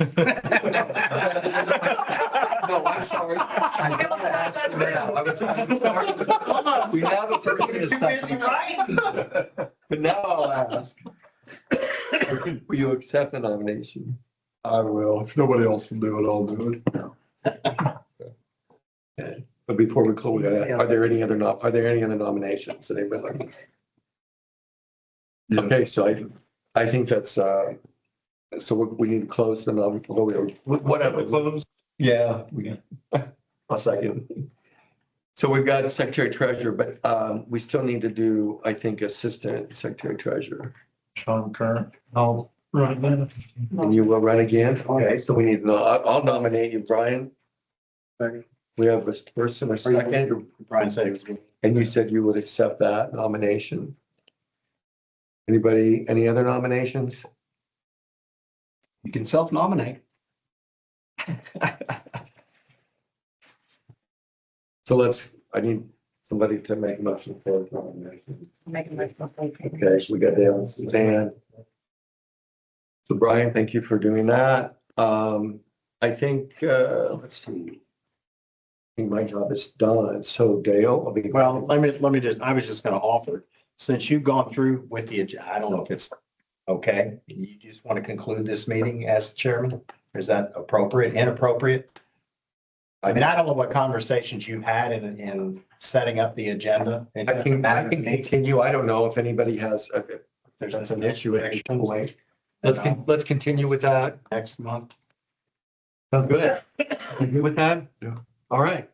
So we do have in here, Director Training Conference report out. I think, Jason, you've already mentioned ACES. Is there anything else you want to elaborate on there? The presentation on fusion power was pretty interesting. They're building a commercial, like a fusion reactor deal to generate power in the US right now. We're at in the US. It's in the East Coast, where is it, Northeast somewhere? Near MIT, isn't it? Yeah, I think it is near. Yeah. Anyway, they're working on it and that was pretty, because I was like, man, it was kind of It's a big interesting. deal. Yeah. So 30 years away. how far away is it? How many years? I don't know. He would say that, I think he said in the presentation, it's always been 30 years away, like it never advances, but they have made significant Progress. advances in the last few years, it sounded like, so. Private money's being put up instead of just government money. So there's people who actually believe, are starting to believe they're making progress. So, but all those projects But are that's the only one Bs, in the States. Well, they're all over the world. There's several. Well, no, but I mean, in the as States. far as I know. What's the advantage? Well, it takes nothing, there's no fuel. There's water. You use A water to little bit make of it. water. And the other thing I thought was interesting, yeah, it's salt water. Yes. Is this saltwater? Mhm. That's the deal. So the interesting thing about it, when they explain it, so when nuclear reaction happens, it's essentially like taking a grocery cart down a hill, right? So like it's not easy just to stop it. Whereas fusion, it's very easy to stop. You stop the water, you stop, you basically shut up. And it's like going uphill with things. So as far as there is no safety hazard because it's just it's not an uncontrollable reaction. And I thought that was interesting. It was a very cool presentation. Are nuclear subs based on fusion or nuclear subs? No, they have Everything's never based- built a fusion-based generation where it is actually delivering more power than Putting into it. than you have to put into it. This is the first one that And it does consume, it consumes a lot. it consumes a lot of power. Fusion's the holy grail of energy. If you ever get it, you will have unlimited power very cheaply. At one of my meetings, maybe it was at the IEC regional meeting, I had a conversation with somebody and they talked about, talking about nuclear power. And said that the Department of Navy is now getting very, very active in the development of SMRs. Yep. Because of obviously their expertise in nuclear subs, which I thought sounded encouraging, because to me, nuclear, whether it's fusion or what SMRs is. But if they get fusion figured out, That's yeah, what that's you a see. hazard. Well, they did talk about SMRs at the forum as well. They did say that they said the first one online will be in Canada and they thought it would be in 2031. And they actually mentioned Wolverine and Palisades by name as probably the first one in the United States. But they said that don't count on SMRs until about 2040 was the comment that they made. Unless power is $120 a megawatt. Then they'll get there faster, was the comment the person made. Have we heard any more on Palisades, Jason? No, nothing really new to report. They're still thinking it'll be this fall. But there's really nothing new. Does that sound like Bede? Yeah. We were ahead of schedule to now. Well, What is technically, schedule? really wasn't until March of 27, but Gotcha. we were having a lot of reports of perhaps some earlier. But it just, I will say though, Donna made a comment, or Rob, one of the two made a comment that this isn't a project that we want to, Hoosier's strategy has been not to push them along. This isn't a project where you want to get this thing up and you got to take fuel out because now you're delayed multiple months. Okay. And it's a safety risk. No news is good news. I think so, yeah. Because any news you get is gonna be delayed news typically, yeah. All right, and I know we had a couple people in the IC meeting, but we can talk about that when we get into the IC area. Anybody else have any additional conference or training session? All right, so we'll go into the governance policy changes. Yep. So 10.5, we talked about it last month. I think the question came up regular. So Yeah, what did regular really mean? basically regular was like, we used to have meter readers that were kind of different than full-time. And so they kind of classify them as regular. Well, we don't have that anymore. So we got rid of the word regular. Mhm. We put in there a clarifying statement of temporary and third-party contractors are not eligible, obviously. Yes. And at the very end, we ended up putting, and this has always been kind of an unwritten thing, so we thought we'd go ahead and put it in here, but anybody that does work under 40 hours, that's considered, a full-time, not really full-time, an employee of the REMC, but is under 40 hours, we just prorate their vacation. That wouldn't be for obviously temporary help or, contracted. So that's the only changes. Okay. Most of the others are review for our benefit as directors. I certainly, I'll call it out, policy 114. It's conflict of interest related to, I hope everybody read it. I mean, I don't want to be the one reading it here in depth. So if we have any specific questions related to it, now's the time. Otherwise, we'll just basically state that we reviewed it. Yeah, these are called out in policy that any new directors need to sign, or new and incumbent directors should. You guys have forms there. Yeah, and I was gonna mention that at the end, we've got a couple different 2 or 3 documents to go ahead and sign based upon these, like 110 then is Director Code of Ethics and Oath of Office.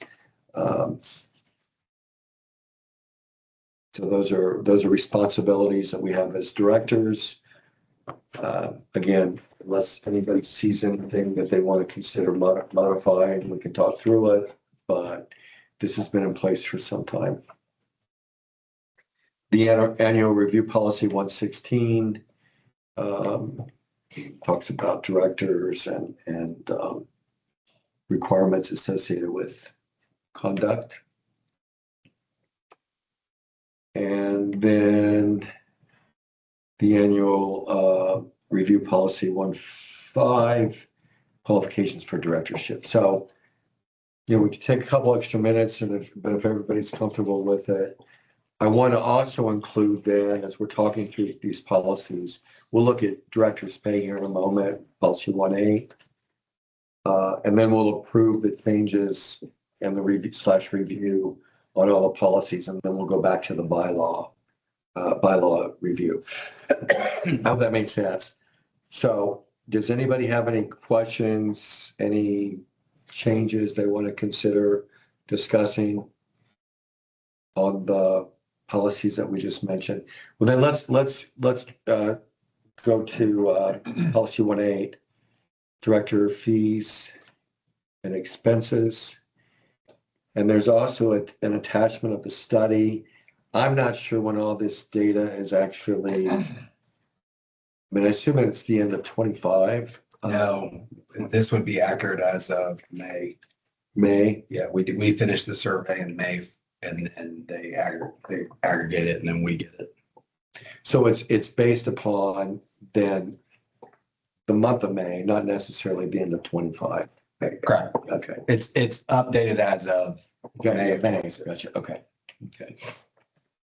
And I will tell you that there are supplement tabs to this study that are very hard. It's impossible to put on this page here. It just has a lot of questions like, do you offer this for directors? Do you offer this? Do you have, if anybody is interested, I'm more than happy to send it to you. It's impossible to print out, and it's impossible to put on here because it's just a huge Excel file. Yeah. Because it's a lot of text. There's a lot of data on this sheet. Yeah. Actually. So kind of for your review, a comparison, we know where we're at. I don't know that we know specific other REMC locations that where it shows the specific data, but I didn't count. There's 37. There should be 37, but isn't that just 30? Not every, yeah. It's Not every. So there's 33 here that have reported apparently. I would be paying attention to, if I were you guys, column O, P, Q, and R, and then compare those down to the medians, just to compare of where you guys are well under the median. Well, I got a question about that because that's exactly what I did, and we're right where we should be, I would think. But as you and I talked on the phone the other night, Steve, about this I'm curious what column P really is. Other fees, expensive, travel, registrations, education. That's not really that's gonna wildly vary. And that's not really not your compensation, that's a reimbursement for travel, isn't it? Yes. So why is that really Even part of it. counted in I there? guess from an expenditure for the board. It's not your compensation. Yeah, and It includes things like legal fees. I mean, there's things. that- Reimbursement. Yeah, but that's More not, than reimbursement, it's things that are directly attributable to. It's things that are attributable to governance. It's not necessarily. but that's different. but it's not than what compensation, our right? fees It are. has nothing to do with Yeah. paying you guys. So that's It's why, not reported on why the- is it in? It's not on the 1090. I've asked why all these are in here, and it's just stuff that other co-ops have asked over time, and so they put it together every year. The only one I really look at is, Oh. 1099. yeah, I guess I would like to see this data with O divided over the number of directors on the board. That to me is the average compensation. Because what this is saying our average is, we're not anywhere close to that. we could make that calculation very easily. I'm not, it's not gonna change anything. I don't feel it. We look at this thing every year and we have the same conversation. It's Right. confusing, blah, blah, blah. Well, I think there's stuff in here that's really not compensation. Agree. I'll tell you this, because I put it. Well, I'm talking about 1099, like, Yeah, that's. Well, because travel expense to a conference is in here, but it's not compensation. no, It's reimbursement. It's reimbursement. I don't know. That's just my 2 cents. I I'm got not suggesting any changes to the director Okay. fees in any way, but I if think we're really comparing it, I don't know that we're really comparing what I think we should be comparing. Just as an observation, I was surprised. I just went down through the number of directors and the number of REMCs that have 7 directors was it's yes, quite high. I found that to be really surprising, if for no other reason than just coincidence. I think the real number though is how many directors do you have per member? Because there has to be some way to, And that's not on there's no indicator on here of the size of any of these. but REMCs. IEC used to, and I don't know if we got one Maybe this year. IEC used to, and oh, yeah. it had all I the, think, I don't know if anybody did get it yet. and it has in there how many members. So Matt, do you put this together, or is this an IEC? Jeannie, We. Jeannie and Matt. So Because- then what they do is they send this out and they say, fill out all the information for your co-op. They do that to everyone. Okay. And then they get it, they put it all together. I've asked, and if you saw all the other tabs that are on here and the questions they ask, I mean, do you offer haircuts? It's ridiculous. And the answer I got is that these are things that some co-op has asked at one point in time. They just put it together every year. Well, but one addition that might indicate the size would be the number of members for each co-op. And that actually may be on one of the other tabs. It probably Let's incorporate that on here, because 7 directors for us versus 7 directors for somebody else. I don't know. We've looked at this thing, I don't know how many times, and it's just not, Every year. And yeah, I don't know if I'm learning anything. But it's something that does exist. So, Steve, Okay. that would be a good conversation to have at one of our regional meetings, though, is it's time to revamp this thing, because it's literally the 10 years I've been here, it's I don't know how you get anything out of it other than everything I look at, we're underneath the median. and I'm not so sure, is it Dearden? Yeah. That would probably be, I could. It'd be worth a conversation, because I know they Maybe voted it's something that wouldn't have to be a regional meeting. It could be. just a revamp of what do people use and what's the most impactful. Because I'm telling you, it's just, Could you simply take this 1099 number and just divide it over the number of directors and give an average? yeah, I mean, we could do that. yeah, I think I that's could the do that. number I'm looking for. yeah, we can Well, it's adjust. column O divided by column H. If we had it in Excel instead of having to do it manually. Yeah. Yeah. If I can do it manually, that'd be easier. If I could. Like I said, I'm not advocating for any changes. Right. Be If that would curious. be something, that would be really, Very easy. right, yeah. Yeah. Here's what that average is. So, all right, so no changes there then is what I'm hearing. So really, the only policy change was with the policy that we talked about last month, policy 205, employee vacation. So let's go ahead and make a motion to approve that policy. We reviewed the others, in my opinion. Or Motion to pass policy 10.5. we have a first and a second. Jason, all in favor, say aye. Opposed, the same. So we're good, accepting that. Now, since we're still in governance, let's go to the bylaw review. And I know there's been some items brought up in the past that that'd be a good time to probably look at them a little closer. So if you look at some of the changes recommended, Dale, I know you've brought it up a couple different times in meetings. Yeah, on the petition, there needs to be, on a signature on a petition, there needs to be some sort of restrictive effective date period. I mean, somebody can't sign a petition in 2021 and have it effective in 2023. And I don't think our bylaws indicate a period of time whereby a signature is valid before it has to be procured again.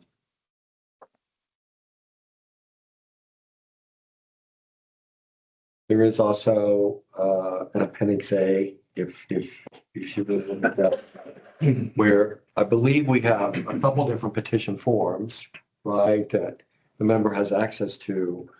But consolidating them, we could do something, as far as putting them on maybe one document per se, indicating which petition needs to be addressed. So if you take a look at Appendix A as well, in conjunction with what we've changed. So maybe Steve, to the comment I just made in section 410, maybe it has been redlined. All petitions signatures must be obtained within 180 days preceding the filing of the petition. So maybe that closes it. 6 months, then they're valid for 6 months. So if you sign it in January, it's good until July. And if a petition's not presented by the 180 days of that signature date, then that signature is no longer valid. Is the way I interpret that. Mhm.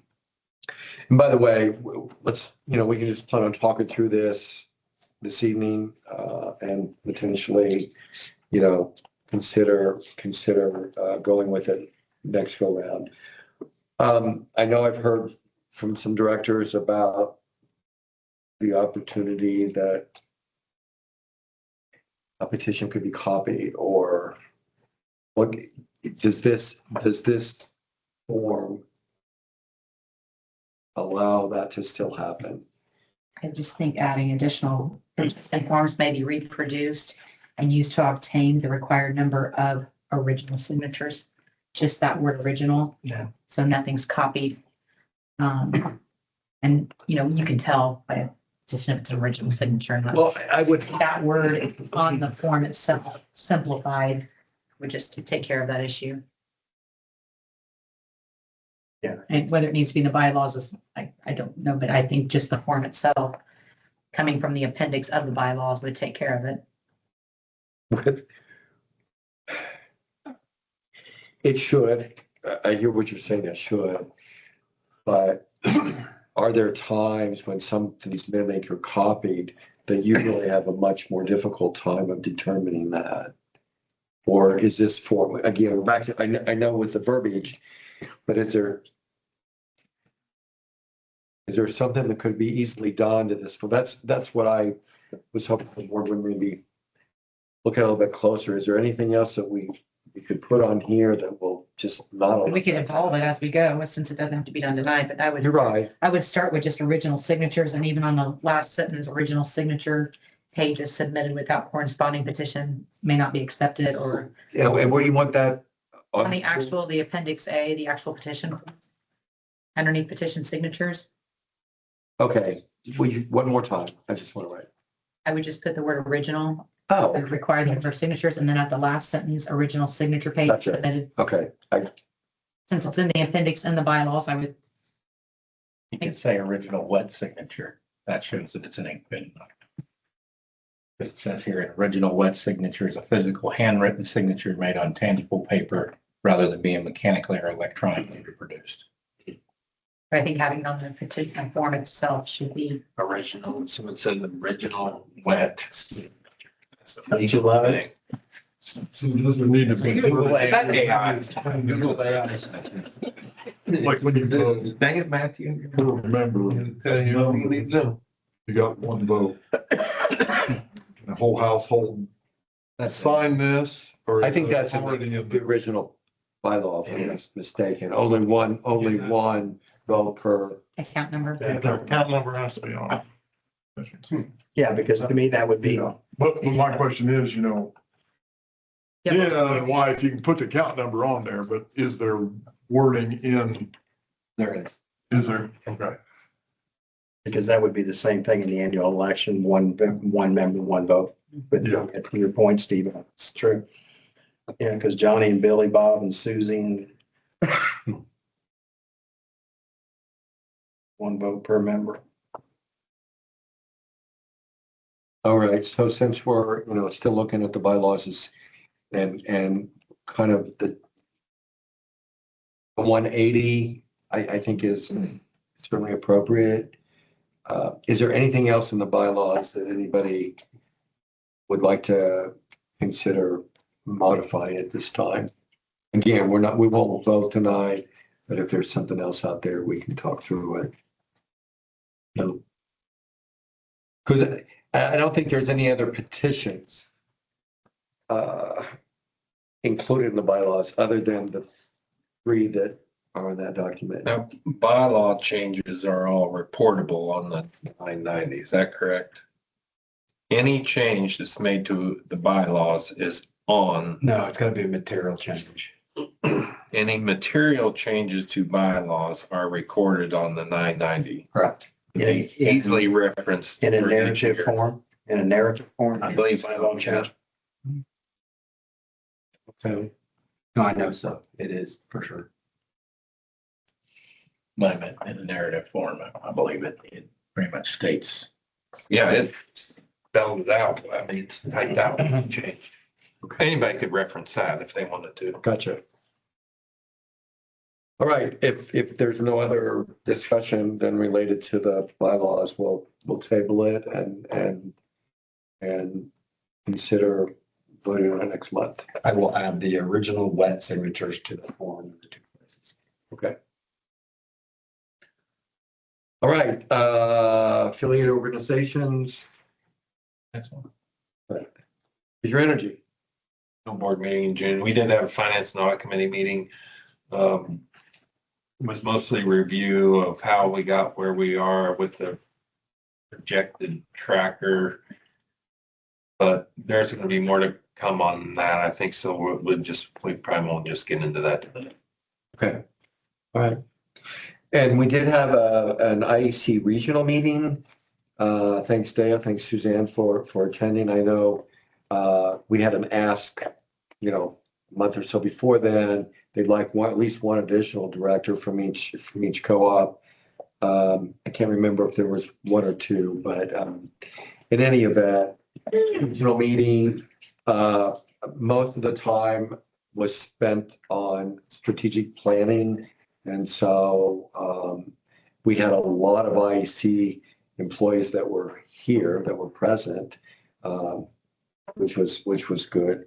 In addition, then there was a legislative discussion with Gene Lysing and State Rep Dave Hall. I don't know if any of you, other of you have met Dave Hall. He happens to be a director down in Jackson County. And I must admit, I liked what I heard from him as well. And that was pretty much the event. if either of you have anything else to add to that. And it's just the strategic planning of how to make IEC better and more interactive with our REMCs. I mean, I'm not sure how much. It was interesting just to see, but it's kind of like how to improve IEC. I thought the legislation part was more interesting than that. Okay, that's fair. The answering, but it was kind of, sitting there with 3 CEOs. Sitting, that's how the teams were moved up. Me, it was definitely interesting. I'm glad I went. Yeah, It good. was time well spent. It just wasn't what I anticipated. Gotcha. Okay. How about you, Dale? No, I enjoyed it. I met a lot of people that I'd seen that had the opportunity to get to know them. And maybe more so from IEC as well. I mean, it was said there were. I thought it was interesting. It's a different form than I've been accustomed to. I've been to the Hoosier meeting a couple of times, but it was different where it's 2 or 3 representatives from this co-op and this co-op and this co-op. So you have more opportunity to talk to them individually. So, I enjoyed it. I thought it was good. It's only 2 or 3 hours, so it's much abbreviated. It was. And obviously being here made it nice. Sure.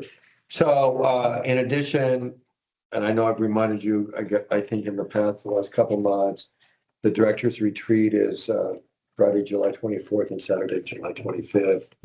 If anybody's interested, let's make sure Jean is aware of that. Is anybody planning on going? I know there's a BLC class on Friday the 25th. At this time, I'm not planning on being there, but I still want to On go. both days, Dave? It's on my calendar. Okay. Okay. Well, I don't know if there's register by July 3rd or, Because it's at the IEC office, correct, in Carmel? yes, it is. Have you, Steve, have you registered yet? Have you had Jeannie registered? That's what it is. One other thing I was going to mention though from the meeting, we also discussed the annual meeting for IEC for 2028 because they've had contractual things with the Hyatt, the downtown Hyatt or sorry, not the Hyatt. So that changes. And it looks as though in 28, so that runs through 27. It looks as though in 28, they may just try to do something at the new office building and just have the IC director there and a delegate. And then every other year, make it a larger process. And there was a little discussion about, Since or somebody asked the question, can IC and Hoosier and Wabash, thank you. Consider doing one collectively, and that didn't go over very well, but 28.1. no surprises there, so. I can look it up. Let me just ask. That's in. Okay, does anybody have anything else before we adjourn? I know Brett's gonna bring up something here in a moment, but does anybody else have anything else? Okay, so Brett. We'll make a couple comments. Okay, just Matt's been involved too, so chime in, Matt. So I just wanted to bring you guys up to speed with kind of some of the community over the last couple of months. So we got a request for information. Well, actually, some of the emails went to Matt. We forced him to go through the normal process. So Gordon Smiley has came in. He came in and wanted to see a Form 7. Great meeting. We went, answered the questions. They were looking for some numbers. He brought Kenny with him. So they came probably 3 or 4 weeks ago. Then they wanted to come back in for some clarification questions. And so we sat down. I think the first time was probably 2 hours, and the second time was probably an hour and a half. And at that meeting, he submitted another one. And basically what he was asking for was, can I have the cost per KWH for each member in large commercial? I don't need the names. I just want to know. And so we got to the point where we just kind of asked, because I know where he's wanting to go. Why is the cost difference for different members within a rate class? And so we explained, and I hope this board understands that this industry uses variable rates. because every member in large commercial contributes to our overall power bill differently. That's why you have a variable rate, right? A shop that's running 24/7 costs different to serve than a shop that runs once.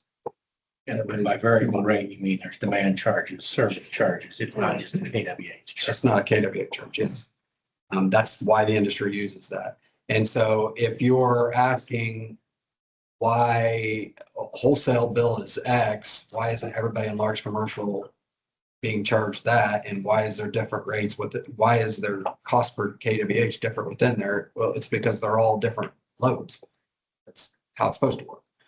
And so I asked and basically said, what are we trying to, what's your real question here? And his question was, and I think a legit good question was, I just want to know where I'm at as far as efficiency in large commercial. And so what I explained was and he had asked, so per the policy, it doesn't require us to spend a ton of time trying to put together a bunch of information that's not already put together.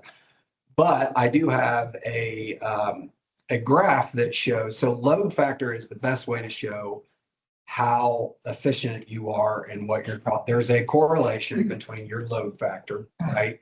So in other words, if Steve hauls grain, with his semi half full and Matt has it all the way full, his load factor is going to be way better than Steve's. His cost to serve is way cheaper than Steve's. And so I have a graph that basically shows load factor of every member in large commercial and then the average and where he's at. And so I don't think that's going to answer his questions, but that is what he asked, how well he was compared to everyone else. So he is going to come in, I guess, next week sometime. And I just want to let you all know this is just another example where I feel like we go over above and beyond when members request. I've always said that we're willing to sit down and talk through stuff, but we want to sit down. We want you to understand what you're getting.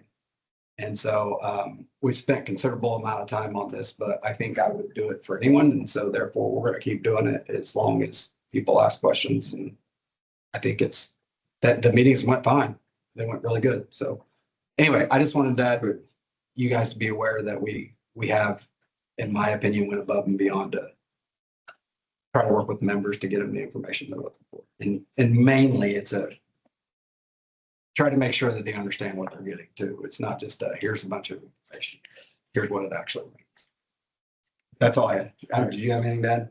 Say whether people choose to take what you tell them and disseminate it as you tell them, or if they wish to put their own spin on it, it's not something to control.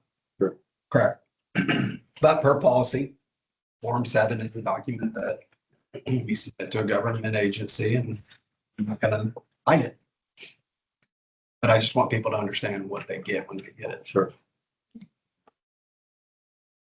Anybody have anything else? I'll take a motion for adjournment. Don't make it. We moved. We're adjourned.